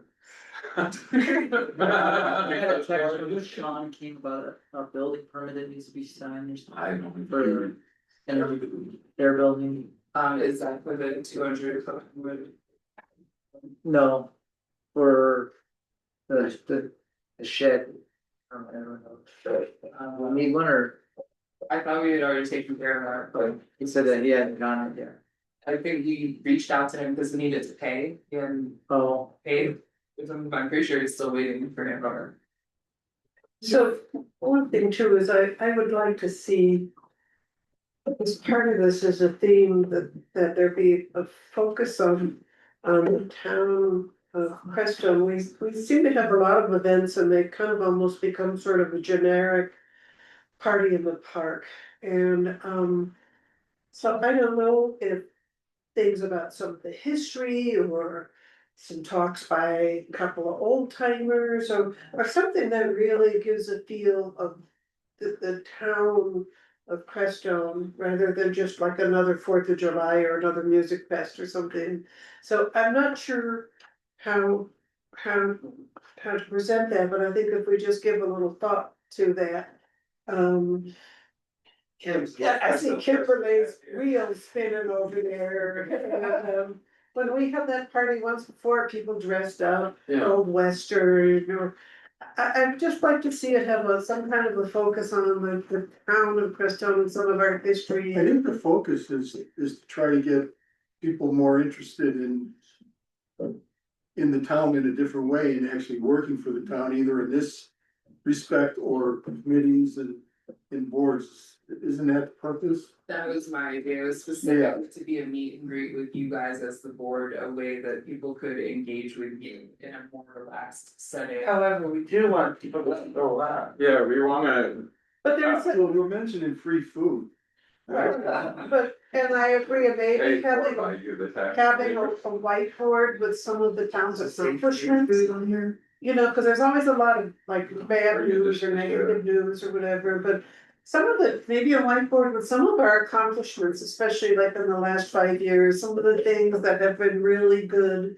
I think part of we wanna get people who wanna get on the board, but at the same time, I think there's a certain amount of identity with this town of Crestone and a civic pride is part of what we wanna have.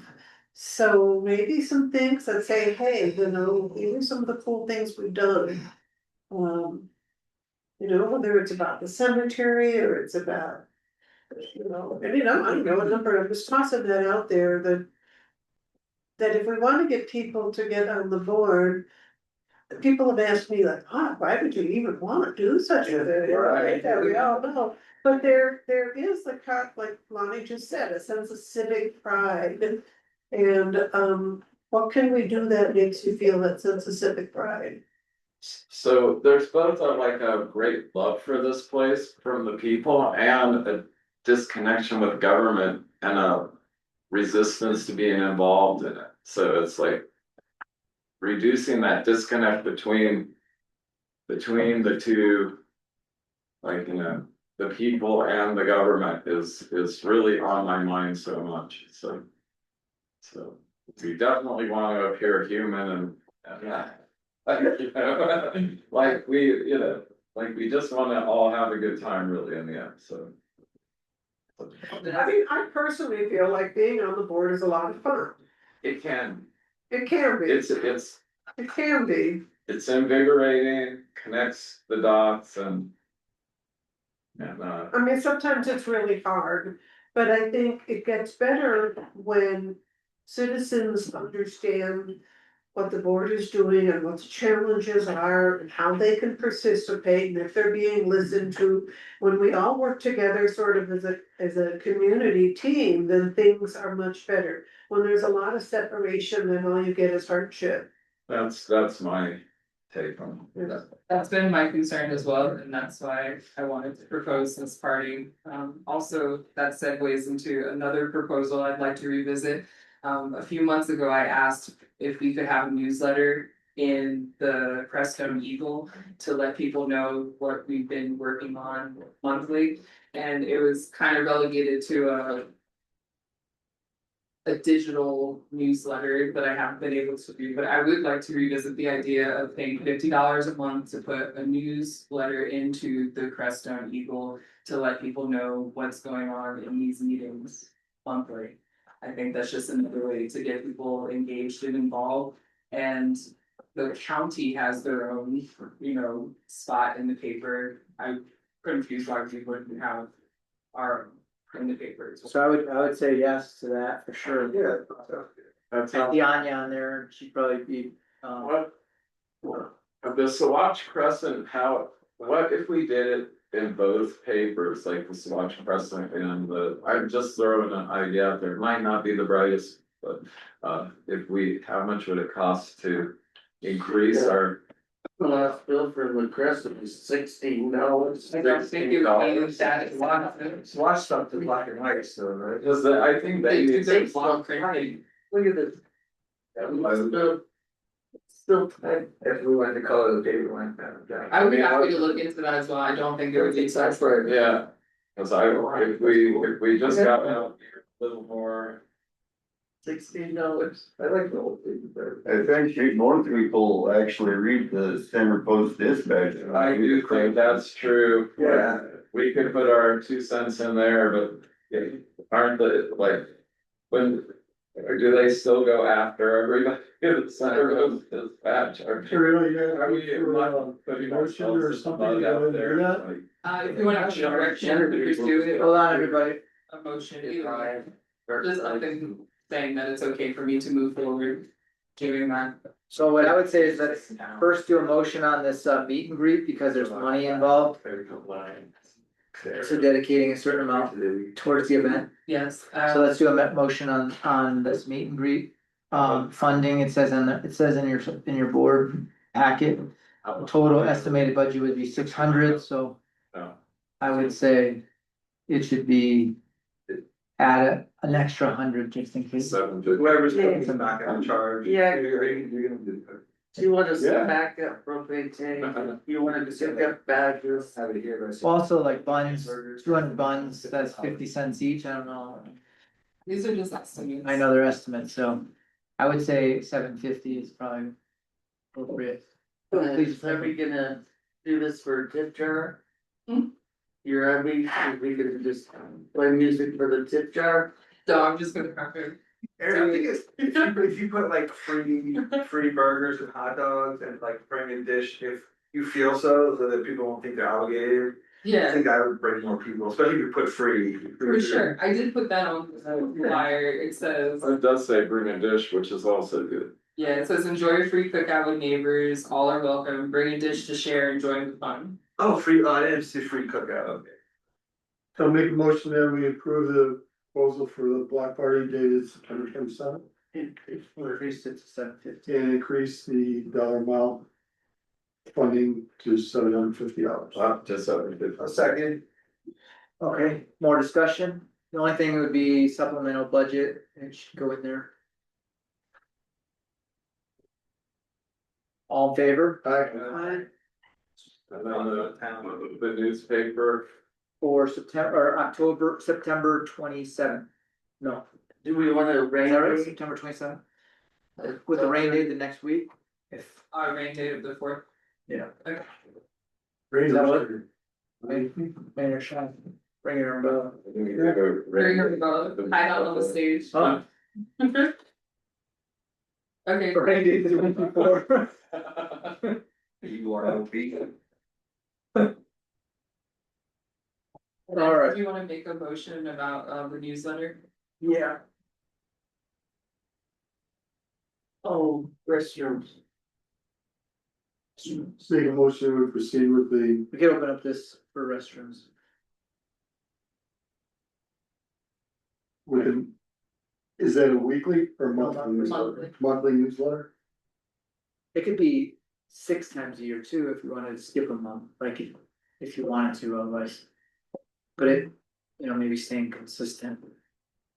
I would just keep it consistent and not just do it when I do the minutes, so I see. I'll just pull out. Alright, so the monthly. So, sorry. Thank you. Motion. Is it? To make for a newsletter monthly, $50 each month towards the Crestone Eagle advertisement or whatever. Is that all it is? It's $50? I'd really like to check into the other. Okay, and then papers as will you well. check into the other papers? Okay, is there a second? Second. Any more discussion? This could be your first thing. The first part of the newsletter. Yeah, for September. Right? All right, all in Aye. favor? I That was quick. jumped in. And then just wanted to do just a couple more things, we've been meeting with the staff, pretty regularly. Just trying to get policies and procedures in place, one project I am gonna have the staff work on is coming up with a culture statement. It's similar to the vision statement for the town of Crestone, but it just speaks to how we as a staff want to engage with each other and with the public in general. I also have an update on municipal court, but it's not an update. It didn't happen last month like it was supposed to. I'm working with the lawyer and the judge to figure out how municipal court looks moving forward, and then can give you a better update after that. We had also talked about Proposition 123 last month and putting a resolution up for this month to get the $50,000 that's on the table for essentially passing a resolution saying that you as the board of trustees will make a decision on building permit applications that come in within 60 days. I did not put that on this agenda because Proposition 123 people reached out to me and said they would love to sit down and meet with you as a board to talk more about it and have more clarity around it for you guys. So I will be sending out some dates that you could sit down with them, even if virtually, like on your phone, just so you can meet with them and we can get questions answered and just all be on the same page with that too. And then that's it for my clerk's report. If you have any questions. Okay. Any questions for the clerk? Comments, concerns? Thank you, clerk, Thank for you. doing everything that you're doing. Thank you for doing all the training again too. I know it's gonna be a. That was good. Thanks for sending me to that, and I will have a report on that at our next meeting. All right, moving along, we have attorney's report at 1:30, public works report. Since we're just dealing with right now having one employee in public works. I know we had talked about possibly doing something in public to help make up for well, we had talked about bringing it up at this meeting, I think. We were gonna discuss how we wanted to compensate if people weren't paying their bills, like how that would unfold. I had a thought that it could be like project by project and like you set a project, you said how much that project would be, whether it be like a cleanup of some sort or a like almost like a proposal, rather than it being like an ongoing thing. It's just sort of like you get clear and then hopefully, it doesn't continue, and if it does, then we have to figure out payment plan or something like that. So I don't know exactly what people think about that, and how that would work.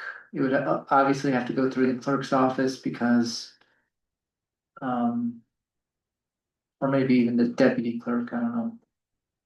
I think, Ariel and I talked about it a little bit informally. I think if I understand what you're saying, if we had a specific need at a specific time. And there was an individual or whatever. In that situation, that they could meet that need. Then that's what we would do. It's not just, like you said, or free for all. It wouldn't, you just, okay, I'm not gonna pay my bill and knowing I'm gonna be able to work this off. It's not that case at all. I mean, case by case, situation by situation. And then depending if we need that type of service, or a particular service at that time. So the questions that are obvious in my mind is that prejudicial towards individuals? Do we have we don't have a standard, we're just doing it case by case, so Yeah. there's that. I have the question of whether, I mean, I do want to do that, I mean, I'm really psyched if we can find alternatives to monetary in a lot of cases. Are there any issues with, liability for doing it work exchanges from the town? Are we violating any employment standards of any type? But I'd like to do it, really. One of the comparisons I made for myself. Yeah. Is when a court might order community service. Right. Not the same, but it's similar. Yeah, I could justify anything in my own mind, yeah. so sometimes it's good, sometimes it's not good, but anyway. Asking the attorney, but I really like the idea, if we can do it, I really would like to do it, making sure we aren't being prejudicial and treating people either. Gotcha. Yeah. And I also like the idea, I think it shouldn't be something that's just always ongoing. Right. I think I don't There's care some- if it's ongoing, but it's a. and Like put them to work. think that if a person gets behind and, rather than doing some heavy-handed sort of something with a person, to be able to have another option available, like you say, with the community service. I just would want that to be allowed to, What if we all did it in the town of Extraordinary? yeah. Well, I believe, that we do have to be discriminatory to a certain degree. You don't want a 75-year-old woman out there directing traffic. But she could maybe clean the office. So you kind of have to be prejudicial in certain areas as far as physical capabilities. And no, you cannot run power equipment. You can't play with the toys, but but we have to have an additional person or skip for safety. Because you can't even climb a ladder and hang Christmas lights without a spotter. It's against the rules. So, we definitely need somebody, and that would be a perfect Well, idea. I don't think that the employee in public works, I think there should be two Well, employees in public works that's directed by the public works committee right now, that's separate. I'm But who's referring, gonna babysit our community service individuals? That would come under public works. right, So I guess. To make sure they clean up the trash of the fence or restaple the fence at the cemetery. Cause I ran some community service in the past, and that's what we did, was we just repaired that old hog wire out there. So we're looking at our insurance policy then to a little bit.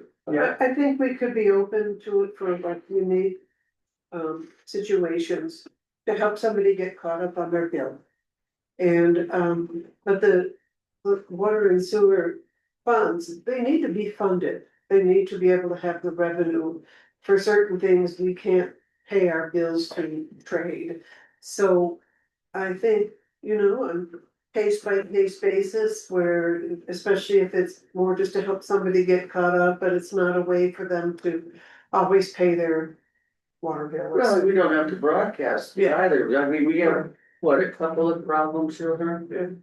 And we just come to them one-on-one and just say, hey, how would you like to work? Well, there's one that is really bad, and I hope that we're working on that one. Yeah, that one's gonna be Yeah. shut off. When I bought my house, it was like almost $2,000 in unpaid water. The previous owner. Yeah, and Is that what we're looking at the other one? Yeah, Yes. it is. there's one that's not really doesn't fall into this category, but, when people do fall into this category, I think there should be some kind of standards, like Lonnie was saying. That, maybe a waiver of some sort, they won't hold the town liable. And then, jobs will be very specific, whether it be cleanup. I mean, I see a lot of trash just blowing around. Things like that, or, painting something, those are easy jobs, painting. There's a lot of office things. Office That we things, use help with too, every time we do a mailing, we have to. where you go envelope stuff, Envelopes. Oh, yeah, it's more than public works, Yeah. in the office here. and that's easier, so. I would say, and again, it's kind of like help for Ariel, but if it becomes a thing where it's like hurting her job. Making it less efficient, then it's not worth it either. Yeah. Because then we're paying extra on that side for her to just babysit. Honestly, put a toe in the pond and see where it goes. But if you wanna come up with some basic, It can be a staff that and kind of thought about some projects we could use community health service that wouldn't. Bring too much liability to the town, like using power tools or the like, as you mentioned, and then we brought that to you. And we could move from there. yeah, I think a waiver is a good idea as well. one other option would be. Since, we've wanted to make donations to say even like neighbors helping neighbors. It could be like. Somebody helps neighbors helping neighbors and then they turn in like a voucher. Says that they helped and then that becomes a donation. Like between organizations, it's kind of a nice way to do it. So I think, I'd like to see us work something out, but at the same time, I wanna make sure that we're well funding our water and sewer, because that's where we really ran into trouble the last couple of years, and we're having the funding, so we have to protect that revenue. But at the same time, be able to work with people, and we do have needs, the town has needs where they could use help. So if maybe Ariel can work on some kind of a. Document or policy on how this might work. I think we should also look at what kind of equivalent rate of pay there would be per hour. For this kind of. Yeah, we're doing them a favor, by doing it, we do not have to broadcast it. It's not, you can work your bill off for everybody. I think it's just a one-on-one, hey, you're in trouble, we're willing to work with you. And there's any number of ways that could work for the town if we're getting envelopes stuff, then I understand what you're saying about the water and sewer. And I actually would be surprised if more than 2 people were ended up on that program, because it's just. Most people Yeah. want to pay their bill and work, and do their lives, so I think it's gonna be unusual that case would occur. Well, and I think you're right on that, and I think I'm just gonna toss it out here, but if we figured at the rate of like. Well, we might pay like an office assistant or something, $16 an hour. Yeah. Does that sound about? That's what I think. Sounds about right.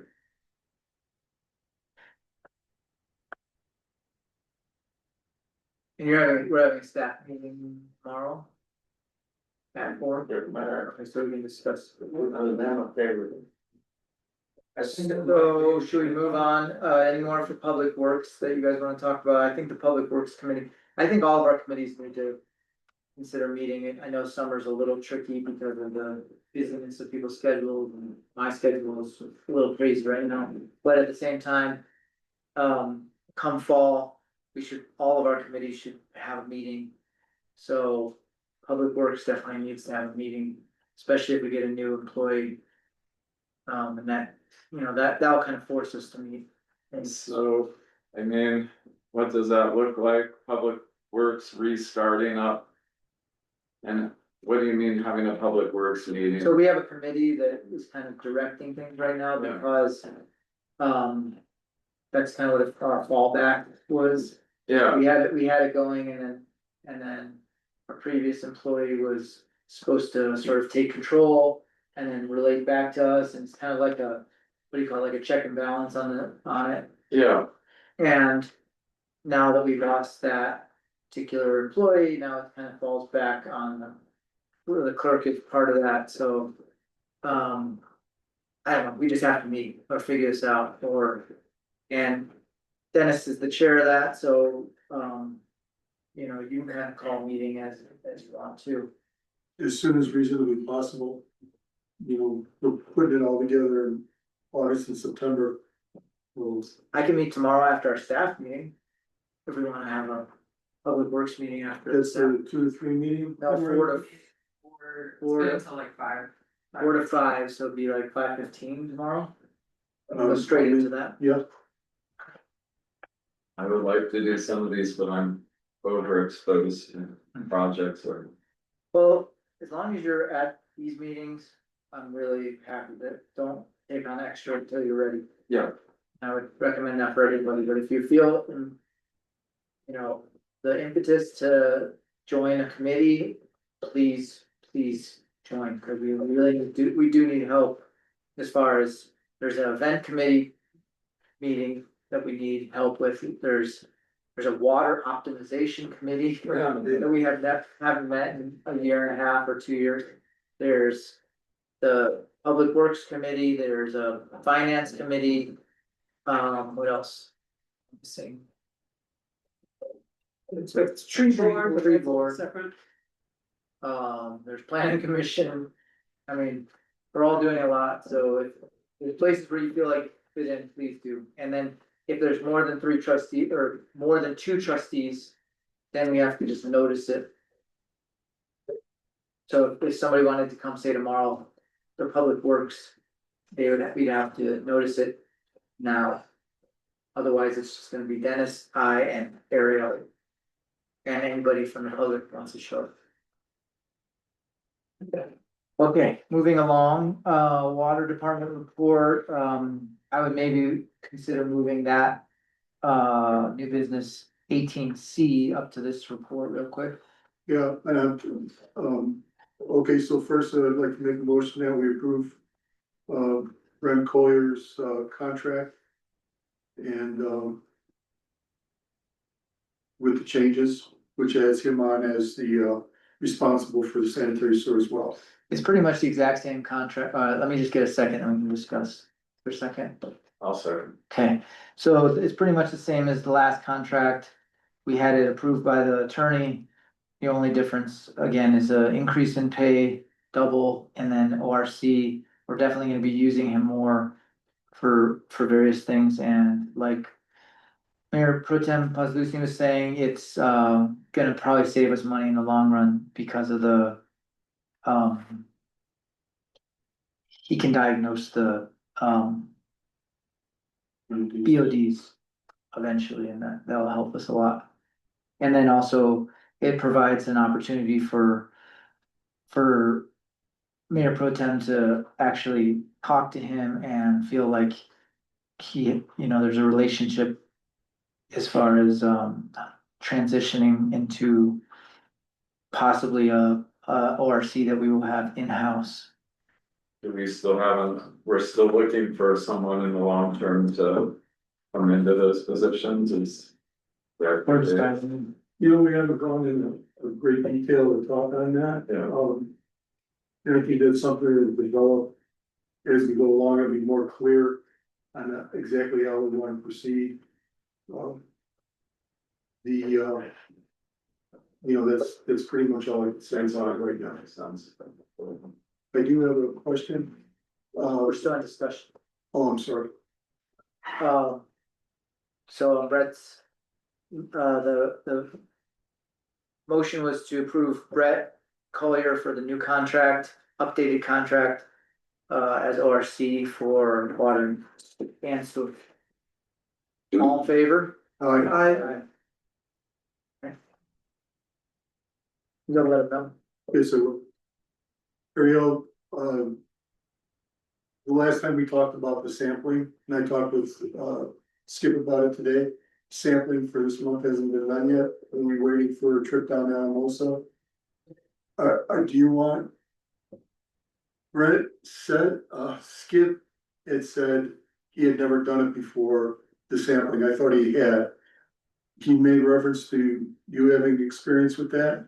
I also have experience with it. You want me to do it or you want to do it or, If you wanna do it, I'll take it. pardon me? If you do it, I will take it. So, When will you be scheduled to go down to Alamosa so we can time it? Where the sample's not, doesn't go septic, it's not sitting for too long. I would probably be going on Wednesday or Thursday. Wednesday or Those work Thursday. better for you? So, would that be, we can do the sampling tomorrow, late afternoon, Okay. all right? So tomorrow we do have that public works meeting, so we'll be after that or? Yeah. Or before that.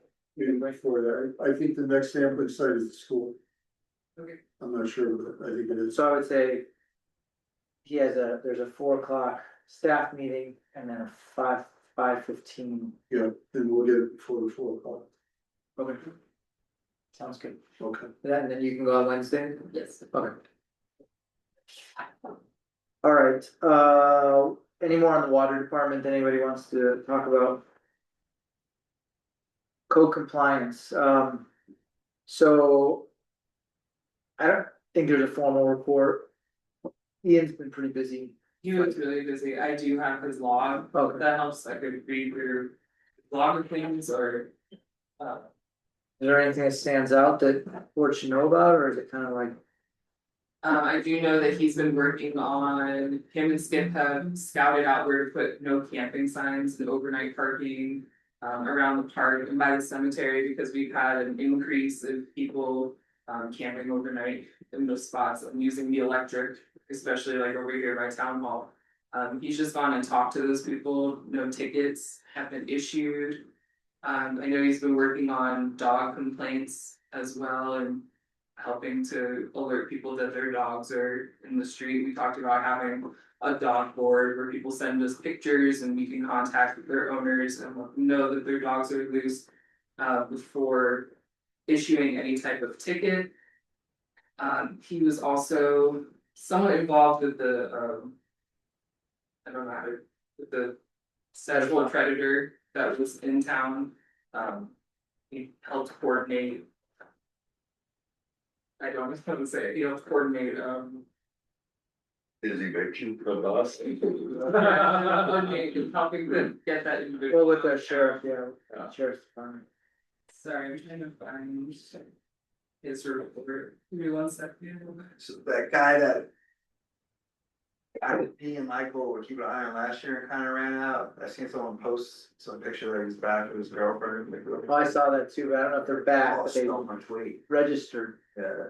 they He were wouldn't, registered in the Baca. the last time I was following, he wouldn't even get out his car to Mercy to send his wife in, you know, and then they moved their camp to Hooper, so they left here, but I don't know if they're back or not, I just seen something, he looks so skinny now in that picture, so. The problem, I think, with those kind of people is they don't re-register, so they get Yeah. stuck at a look, or it says they're at one location and everybody's watching out and then they're already gone, or. The ones that come here never do usually. So, I mean, that's one way to get people is if they're not registered, you know, it's kind of they're definitely breaking the law and they. Had his camper in Camper Village at first, and then he had it between here and. Like Joyful Journey, but in the back roads, like you go to like maybe right at Emerson Ranch, and then. Kind of ran him out and he went to Hooper, now I don't know where he is, I just keep eyeing on this, I think I just talked while she was looking. Oh, yeah, exactly. Him and Skip cleaned up a campsite that was on town property. That was a big thing. A lot of his reports about Independence Day and some of the things that down that day that he helped with. Just working on decibel readings and keeping the peace in general. This past week, we had a lot of cannabis use in the park.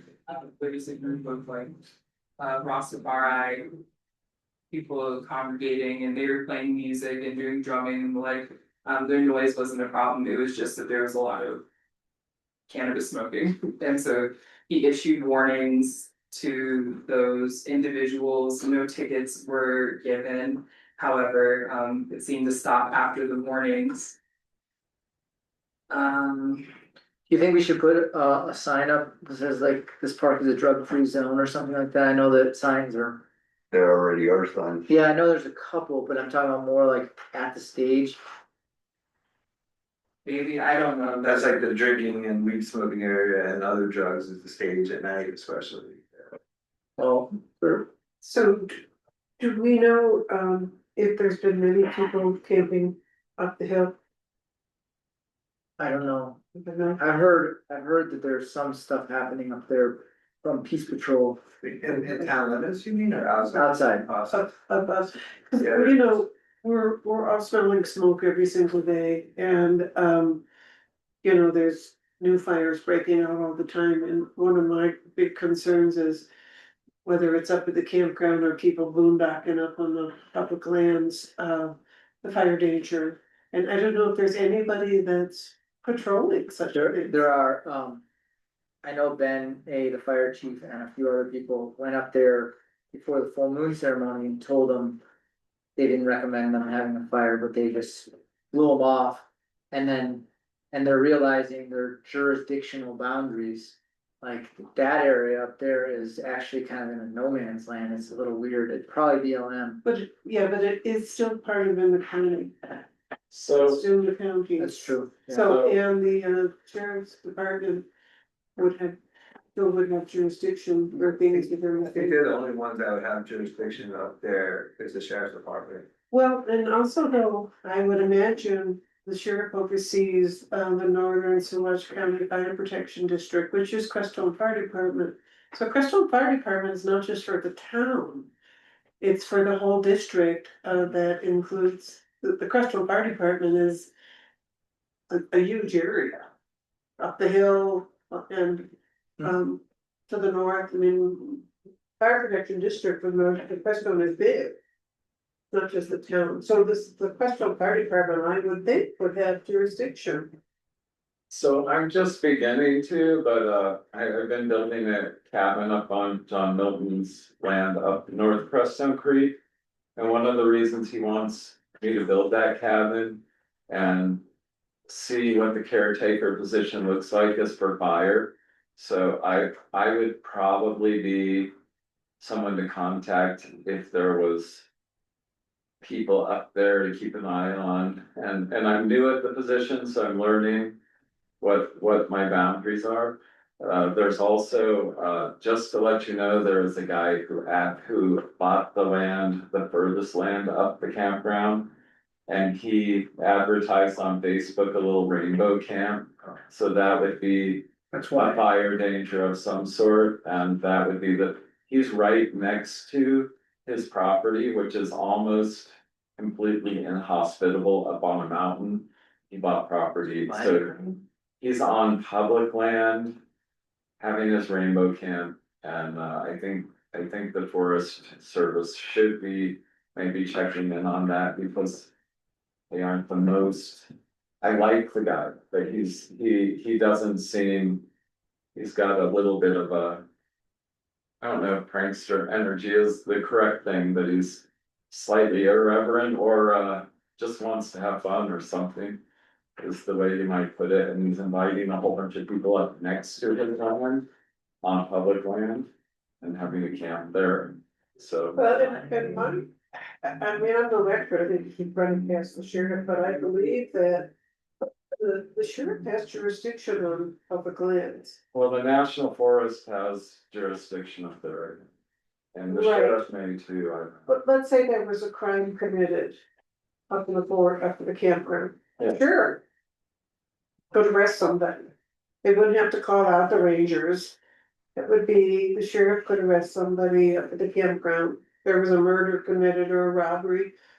It would be just the rangers, the sheriff would have a jurisdiction, so, No, I don't know about that. so that's something that maybe we should find out about. Yeah. I mean, I'm not the I mean, I know they expert. called a full-on red flag warning for a huge area in Colorado just the other day, and they told how long A it lot of lasted. fires, yeah. And I don't know if that, They might be breaking rules up there, I couldn't imagine it, but.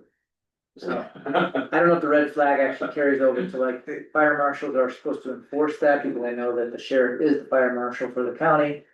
So, I think she's right, I'm just looking up quick about it says Colorado Sheriff generally have jurisdiction on public and federal land within the county.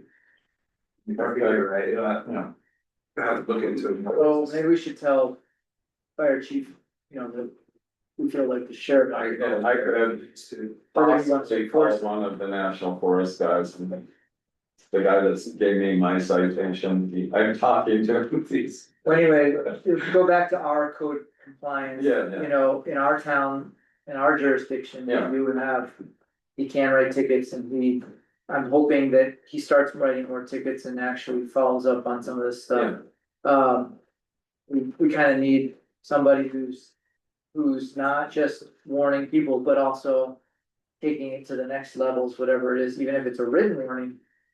You know, I know that it's hard for him for some reason, but the movement for Ian, You know, to actually write written warnings and then go. it's not just Ian, it's also like previous conflict. Oh, yeah. Yeah, we have people that like to be friends with anybody, and I'm like that too, so I would be a horrible employee for sure. Yeah. Somebody that didn't wanna be friends with everybody, that not that we had anyone like that ever apply, but except for Carl, I think. I think it would just help to talk to him and let him know that That's the job description. Yeah. I mean, there's definitely, we gotta get away from any kind of favoritism, if there is any happening, and just start following the three-part thing, which is verbal warning, written warning, ticket. And that is what I described to him. We do have a meeting with him tomorrow at 2 p.m. to talk about this, or at least Dennis and I don't remember who it's. He told me this morning that he would, that he'd be able to make it, I told him he should talk with you. Did he do that? No. That was the move. I mean, he's new enough, that he's probably on the verbal warning stage, but then the people that he gave verbal warnings to. Maybe he will write tickets, like that. I will say he is keeping files, everything.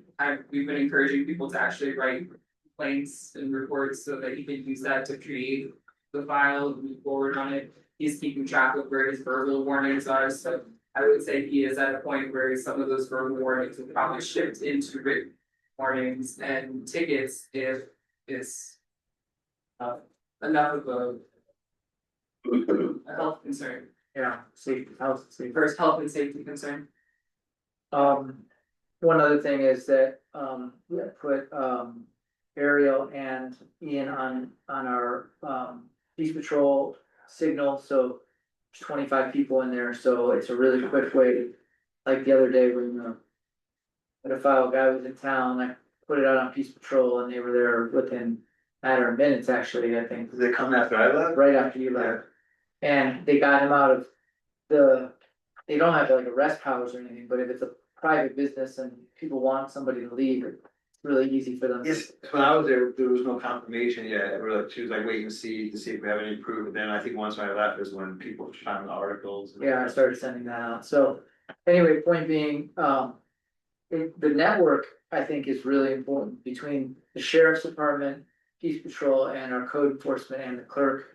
Kind of, if everybody's overseeing stuff and sharing information, things move a lot quicker. And that where, Happy area with that. No, I agree, and I think that there needs to be like some sort of immediate sort of clarity about jurisdiction, because. Somebody's camping out by the cemetery, it's got a fire, that's an absolute total hazard, that could take the town out. Up here above the town, not be any campfires anywhere. This way, like South Preston on the left, I've seen people with huge fires up there, you know. Yeah, so we've got a stage 2 fire ban that's going, the county has not lifted their ban. And there has to be some enforcement on this, if people got campfires going. There's fires all over Colorado right now, there's new one just popped up right in Pagosa Springs in a subdivision that's burning houses. We have got to stop these people from having campfires. We just have to, and it's actually the county law that says you cannot have these campfires. It has to be enforced, and I don't know if it's a matter of the Peace Patrol calling or the town calling the sheriff and saying, hey, there's somebody with a campfire going on up here. Maybe having a deputy show up would put an end to this. But it can't. We are having so many red flag days, there's no wiggle room on this, we gotta take this really seriously. So what's the best way to move forward on this? Do you think that we should have Ian reach out immediately to the sheriff and just say like, we're really concerned about our surrounding areas and we really need some backup on fire? I mean, that's one I way. guess for the fires, that the fire department. You know, it's not in their jurisdiction, we can't do nothing. Well, it was Baca Fire that went up there and tried to convince them not to do it. And they didn't listen. They didn't listen.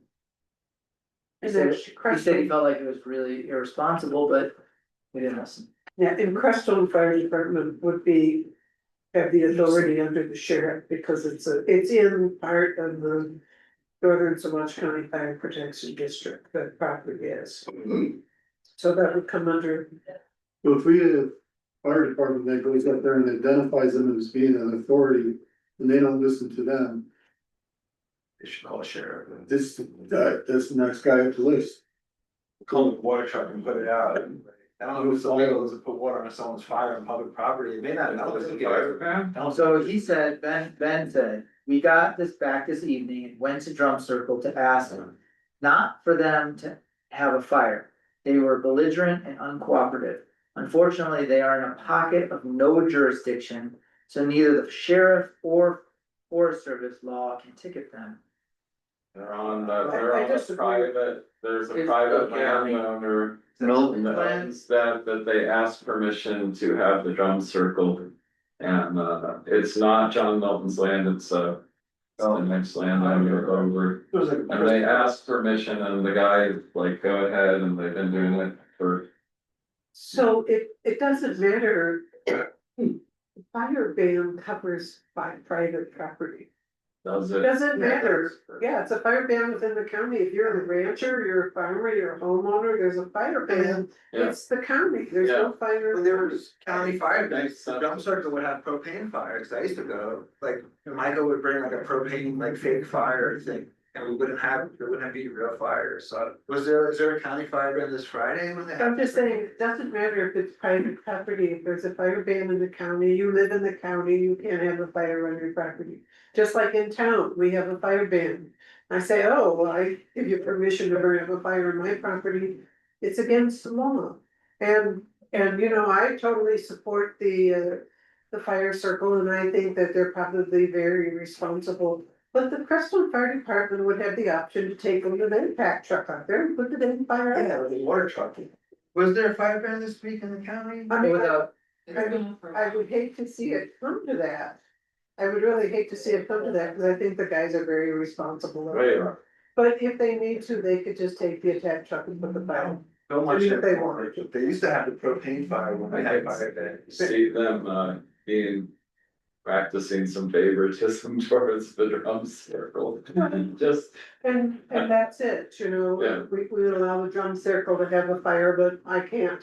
Well, it's, yeah, I mean, it's nowhere near any, well, I'll talk to Ben A about jurisdiction too.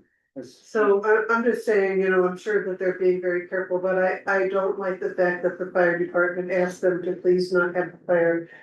And they didn't go along with the fire department suggestion. I find that a little upsetting. the Trent is also not. It's a pity. Alright, well, you know, I think we just gotta hit this one from different angles. Michael Bertine is in charge of the fire circle up there, and if somebody feels like they wanna talk to him about it. When they're, you know, saying. It's irresponsible, but I don't think anybody likes talking about that. If I run into him, I'll have a Yeah. word with him. So, and then there's Ben A, who should know that if there's a fire ban in the county, it is part of Saguache County's jurisdiction, so. What type fire ban was this week though? Was it like the fire ban? This was a national thing, it was a, Friday was horrible with smoke and town, like, Yeah. fill my windows with air. it was called, The mountain. Yeah. Rocky went away the later. red flag warning issued August 8th at 7:51 PM. Mountain time until August 9th, 8 PM by NWS Pueblo, Colorado. Affected area fire watch zones, Timing 11 a.m. p.m. on Saturday. Winds west, so the winds were 35. August 9th, I started. This was the 8th, they had the fire, I'm sorry, go on. Okay, at 7:51, they issued it. And then it says relative humidity is at 9%. Fire will catch and spread extremely quickly, exercise extreme caution without with any outdoor burning, so it says any outdoor. Red flag warning means the critical fire weather conditions are either occurring now or will shortly. A combination of strong winds, low relative humidity, and warm temperatures can contribute to extreme fire behavior. And it was, it said for Saguache and a few other counties. Oh, here, Upper Arkansas River Valley, including Lake County, Chaffey County, San Luis Valley, including Alamosa, Del Norte, Fort Garland, and Saguache County. That's what I saw. Anyway, So we are doing our own code enforcement report. Do we want to discuss this further? I mean, it's worthy discussion, but it's not our code enforcers stuff. yeah, I mean, is there anything that you would like to direct code enforcement to look at, or like, I would say. The only thing, I got complaints from parents of people smoking, especially cigarettes, in the little pro park next to the Bliss in front of when their kids are playing, when the kids are playing. That's the only thing that I got complaints from parents. People, no, I used to smoke in town too, and I was like, if kids came near me and they came over here, I would walk like 50 feet away, 100 feet away, and so. Well, what People are just. I would like to talk about is the Bliss. I've had requests from multiple employees and the owners themselves to have Ian act as like a security officer for them specifically. They want him to spend hours a week sweeping the people out of the park that are drinking. Pretty much what we talked about in the later. I'm gonna ask if that was okay, but that's what I told them. I said, if they wanna hire him separately as a bouncer or someone to do security for them, then that would be appropriate, but I don't think it would be appropriate to utilize him as security for them when he's supposed to be focusing on the town in general and not just on one business. But also, if people are going out there and drinking or whatever, and they're bleeding out from the list, that's a warning to them. They're trying to shift the responsibility. They're trying to shift the responsibility to the town of Crestone, and I essentially told them no, because when I was working at T Road, it was my responsibility as the bar manager to make sure that people weren't. That we were protecting our liquor license, so I don't see why it would be different. And I understand they're slammed. So, it's Ian is. Is our code compliance. Okay, so, is he fulfilling his hours that we're paying him for at this time? Cause if we. He does have extra hours to use. What we had talked about potentially was him using some of those hours to help with public works until we can hire a second public works employee. Cause I don't mind if it helps fulfill his job description. Like, to do a little bit of work here and there and just keep up the town. I would say making sure that people aren't drinking in the park is under his purview, Yeah. but to make sure that people aren't specifically drinking in the park, the list is not. Yeah, separate, yeah. That's on the owner. If he needs a bouncer, he should just go It's out. for the owner to make 100%. sure that people aren't taking their drinks into the park. I mean, You would obviously, take it to so. people specifically and say, you can't drink from the park. I'm drinking in the park from bringing their own liquor from a liquor store is different. That's Exactly. Ian's. I mean, I sort of see it as a little split responsibility. We're trying to keep people from drinking in the park too, and. The business should, I agree that there's plenty of responsibility on their part as well, so like. They're asking for like dedicated hours every day for him to be there monitoring the drinking from. Dedicated hours is a lot. Yeah. But a sweep is not a horrible thing. I don't think it's sweep, I think he should be doing sweeps and making Yeah. sure no one's drinking in the park, but Yeah. for him to say, oh, from 7 to 9 p.m. No, every that's, day. that's them hiring, I agree. The other thing is, we had arranged for them to have a 3-strike warning. And if they're violating that, it's up to our enforcement to be able to say, like, that's a warning. now it's why. Conflict of interest, conflict of interest. Yeah, I mean, it's like, if you have him enforcing it for them. And then not enforcing it for the town, then it's. council. Yeah. And were they just inquiring, they're just doing an inquiry of whether we could do that, or were they really requesting They it? were requesting that I That's a, direct him to do that. yeah, No, Was that's it the manager that requested it? It was a number of the employees they can't. and one of the managers that asked this. They can't struggle saying no. I had to have this conversation 3 times. Yeah. Yeah, Well, I would say like, this is your liquor license, it's on you, it's not our. I tried to say that as nicely as I could. And from an empathetic standpoint, where at one point it was my responsibility to do that, and.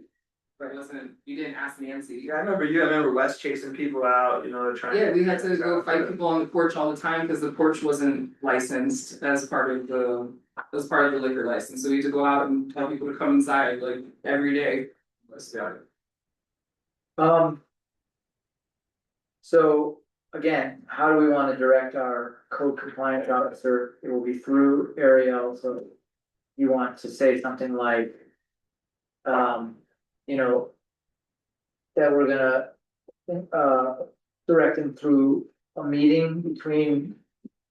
Like Dennis and possibly me and Ariel, or do you want it to go directly from the board to him through Ariel? Like, this is what we want you to, I mean, it's kind of like up to us to direct Yeah, through Ariel. Us that we tell Ariel and you tell him. so we definitely want to direct him to give more written warnings and citations. As a board, Yeah. we're all in agreement on that. Yes. Yeah. I think the suites are cool, that's part of his job. As far as the other part, either he has this job or he has that job. It's his choice. But you can't have both. I think for sleeps the town park, Little Pearl, and then the kids park, like those. I go by there every 2 times a day just to make sure there's no like. If he guys needs walking directions, I would just suggest continue to do your sweeps and tell them to. Look for a boundary. And I do agree with putting a sign, if most of the drug use is happening at the stage, we should put a sign up there. I really feel that's, actually, if there isn't a I sign up mean, even there. if it's a custom Every sign, if night. it is a park for everybody, please Yeah, be respectful. yeah, With. By not I smoking. mean, as a young man, I would have totally gravitated to the stage for my drug use. Oh, yeah. Well, it's not even we have most people like doing other park. Do we have an extra little sign that says we're watching? Yeah. Yeah, Something, Drinks, beer. it wouldn't have to be approved. It is true though, there is a camera that points directly at that park. And I think just a little sign that says Big Brother watching. Do we have one that points at Little Pearl Park or no? No, there's just a camera going to Town Hall Park, there's a Public camera Works. looking at this store here, at this store there, and one looking at Public Works. So the one Public Works and the one back here are the old ones, the new ones are the ones around the building here. I would treat it just like the state does when they do their little sneak inspections for liquor stores. The person that's selling the beer or that's in charge of that store at that point, they get the fine. Not the store, it's the. Well, the store gets the warning, but the fine goes to the person that sold the alcohol. You do the same there, the manager of that night gets the $500 fine. That would curb that really quick. When I was going, that's how it was, but also if it happened 3 times, they would take away their license. Oh, yeah, But the fine would go to the employee and home to the business, So as far as that's concerned, I think that there's gotta be a separation between. Him and them, they can't have. Overlap. and I think we've got to stand by what we actually can enforce rather than have a lot of rules that we can't enforce. That's a tough thing for a small town. Well, the parks can be enforced, it's just at what level do we want and how. I can see sending our enforcement officer through there more often if it's a problem. It also helps us document the problem, so, But that doesn't really help them unless they wanna hire, in fact, we might tell them, we could send someone to sweep that, but if we notice the problem, we're documenting the problem and it might work against what they want. It does because you have that 3 strike in place where the Yeah. first one is the warning, the next is the penalty, so. So if Him they, being over there wouldn't be to just tell people not to bring the work, Right. it would be to give them a warning. yeah, to give them that a would be not what they're looking for, so if they wanna hire him, that's a better option maybe. To get him to keep people out of there. I can understand that, but I do see now too, where some people are saying that's a conflict of I interest. see this. Because they'd be like, oh, it's not our fault, we have. But it's the they town's should- fault. But they should, I have said to everyone we talked to, that they should hire a bouncer, they're Yeah. having trouble controlling that. Yeah. Entry and exit point, Yeah, keep curbing the drinking. I hate to say it, but their liquor license is on the line. and I think But Scott. that's why I see it is that they're trying to shift it back to us and have us be responsible, and I feel like they were doing that before, they kind of, I've getting the sense that they want you to shut them down. It's weak Well, will. what I would say is, document what they're telling you or their file. And it will come up again. If they hire someone else. If they're trying to sort of like coerce you into having, like our code enforcement work as a bouncer for them, that should be in their file, cause that's not appropriate. I didn't think about that, cause it was positive to me as a personal conversation. Is that what- It turned into town. Is that what you were, I seen you sitting down with one of them here, and Keith was there. Oh, with Aurora? Yeah, was that She did about ask. that, yeah, that's fine. So it's kind of a type of, manipulation. I just document it, put it in a file, and then that's our, it's not a warning yet, but it's getting there. Also on the liquor license fund, and I was hoping that Seth would be here to talk about it, maybe he would know that I had 2 reports of. BYOB in a business in town that does not have a liquor license, and that is not legal, you have to have a liquor license in order for people to bring their own booze. And do you have a file on that? And I do it written down, I just don't really know how to proceed with that. We told the sheriff, we told the liquor enforcement division, nothing's really happened with either of those Well, reports. what I would say is put it in the file again. Hold the file, because if they ever try to apply, it's not gonna work, it's gonna be a failure on their part.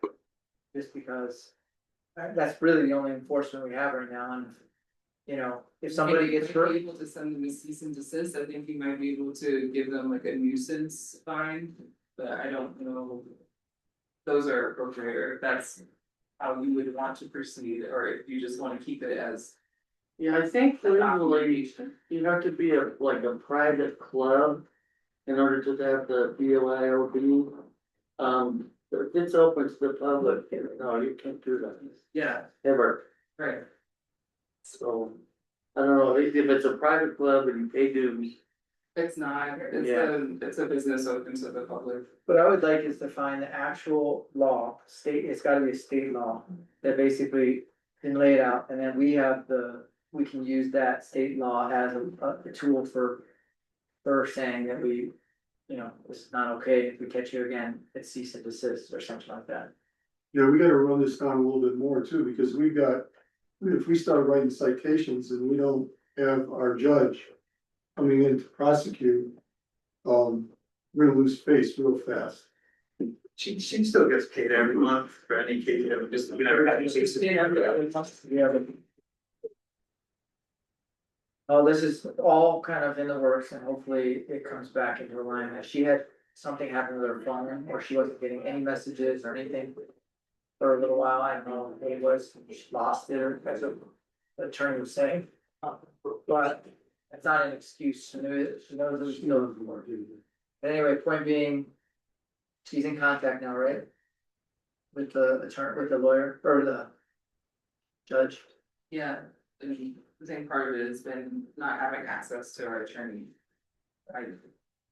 The other thing I would say is, when she sends the bill, you write a respectful letter with her payment. Saying that we're not getting what we're, cause that's really, again.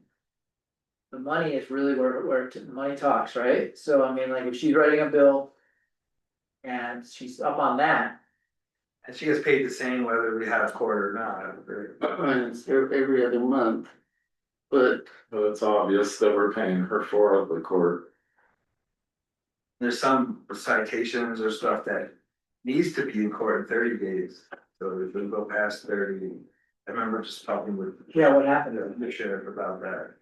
You would have been too. We'll figure this out, but it's definitely, I totally agree with everybody about the judge, and it needs to be. We need to have a judge backup, otherwise we need to find somebody else. And there was another attorney that came and wanted to be our judge at one point, so there are other options out there.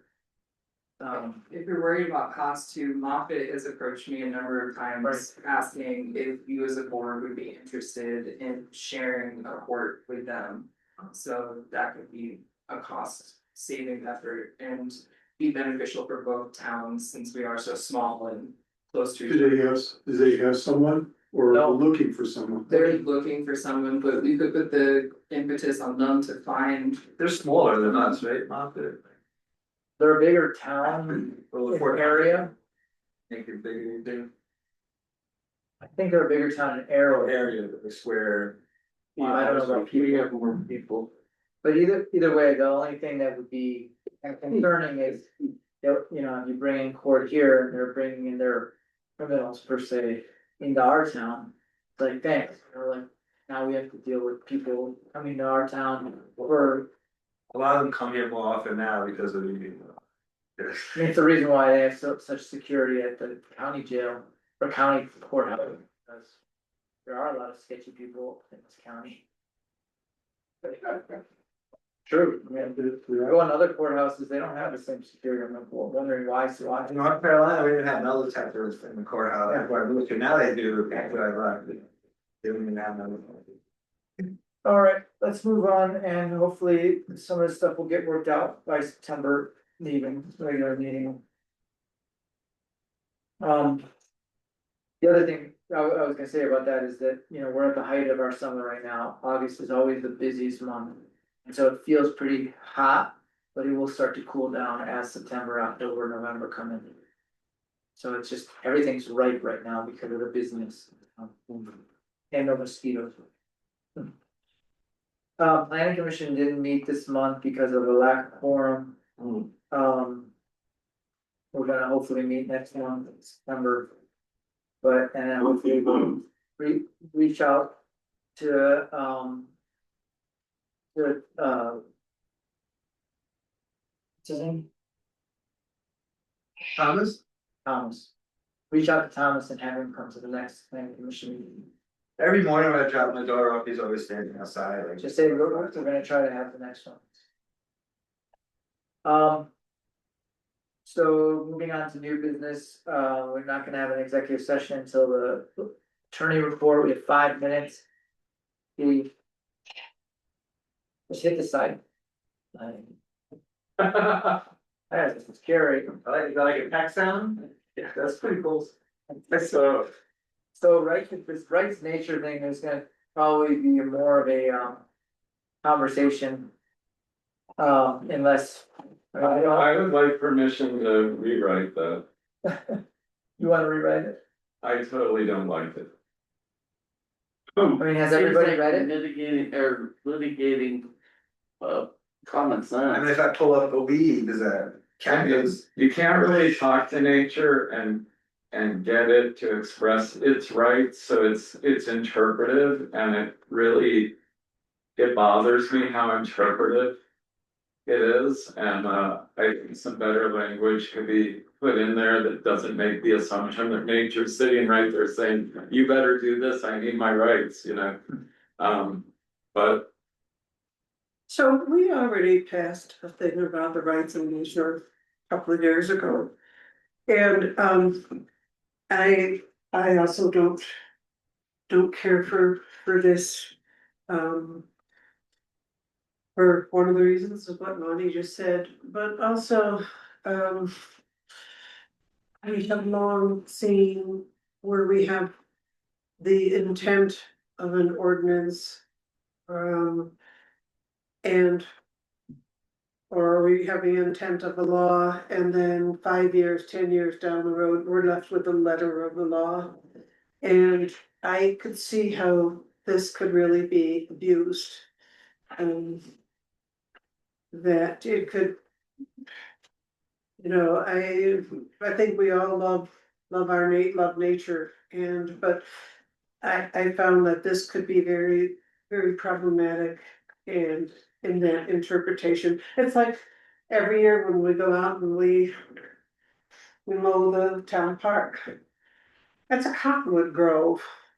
If left to its own devices, all of those little baby cottonwoods Yeah. would come up and fill the entire parks. And so I could say, I think that cottonwoods wanna be a cottonwood grove, that's what they kinda do. Yeah. So all it would take was somebody to file a complaint that we're cutting down when we mow the lawn, we're cutting down all the cottonwood. So I just see that it's problematic.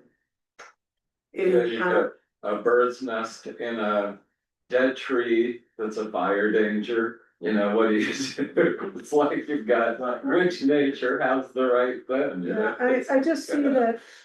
And I really think that there's other things that we can use to do to help really. Protect our nature and our wildlife, and I think the original rights of nature thing that we had. Without a resolution, this is an ordinance, that's. Yeah, But it's like if somebody wants to build their house and they're gonna have to take out some trees, and we're gonna wanna put in a water tank, Yeah, and have to take out some trees. You know, that's disturbing nature. And exactly. so I just feel, and I think it could open us up to lawsuits. By somebody else's interpretation of what that ordinance Plus- means. Plus, we are nature as well, if we don't stand back from the fact that we are part of nature and that we, just like a bear scratching a tree, like that's both nature and damage to the tree, we're just kind of, But the brown bears push the trees down. yeah, I like, you know, it's just, there's so much interpretive about it, and I think I could redo language that would be much better. So what I'm gonna do then, is the person who had this thing brought to us, which is basically John Milton's group. And I think I could work with them. Did Brad write this? Oh, no, this was written by the same people that wrote the Pyramid Mountain one. They're like a couple of lawyers that basically created the Pyramid Mountain thing, but that was private land that just turned into a. So a few years ago, we passed a rights of nature law in town. So Yeah, it's the resolution, this is. right, a resolution, so we passed that, and I think that's kind of, we're already good on that, and I think almost in some ways we would be better off to address it by specific issues to where, but like the POA does when when you're gonna build, if you're taking out trees, to be able to see, and we already have things, what is it, are we, like, no feeding the deer, or no this, or what problem are we trying to address, and address that rather than putting on something that is too broad interpretation. So I would, Yeah, the town is in violation, I've been planting autumn glazed maples in the town. They're not native, Right. and I have just disrupted the ecosystem by not planting roses and pinions and junipers and. and even those you consider cut off. Right, apple, I mean, that's not what naturally grows here, and so like, I think we just. So I would say one thing that maybe we just, the woman who brought it to us, I would say she can come speak, put her on the agenda if she wants to. And then if a trustee wants to work with her, then Yeah, we would just, I have think them work. language has to be kind of impeccable on this level to be. Yeah, Alright, so let's move on, we're gonna go to lunch. 12:30 to 1:30. Be back here on time, because we have executive session with the attorney, and we have to lock doors.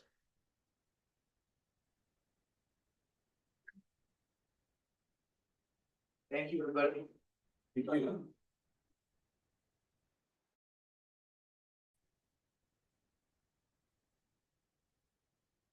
Hello, everybody. We're back. It's 1:41. Sorry for the delay. We were all recovering from lunchtime, so now we're back. We have our attorney online. Seth, can you hear us? You're muted. Loud and clear, Mayor. Thank you for having me remotely today. Hey, before we start, well, do you want to deal with the code enforcement stuff after the attorney? Yeah, go ahead. Okay, so we would really like to go into executive session for your discussion. There's some reasons behind it, but I can tell you during the executive session, but I have Okay. the book, so I can just move to go into executive session. I move to go into executive session for a conference with the town attorney for the purpose of receiving legal advice on specific legal questions under CRS section 24-6402-4B.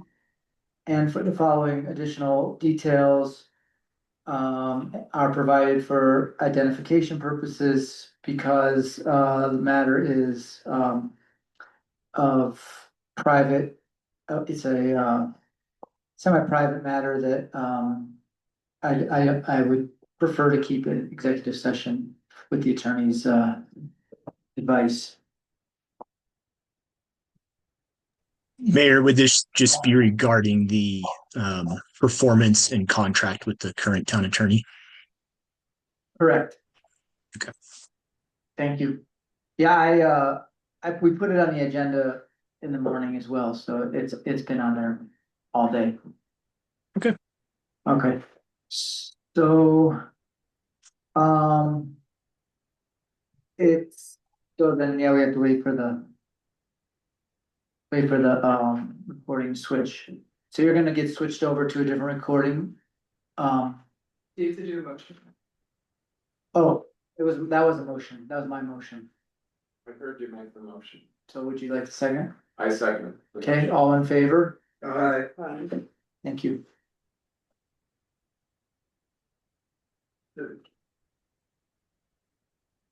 Was there something in the packet going into detail now, right, about the executive?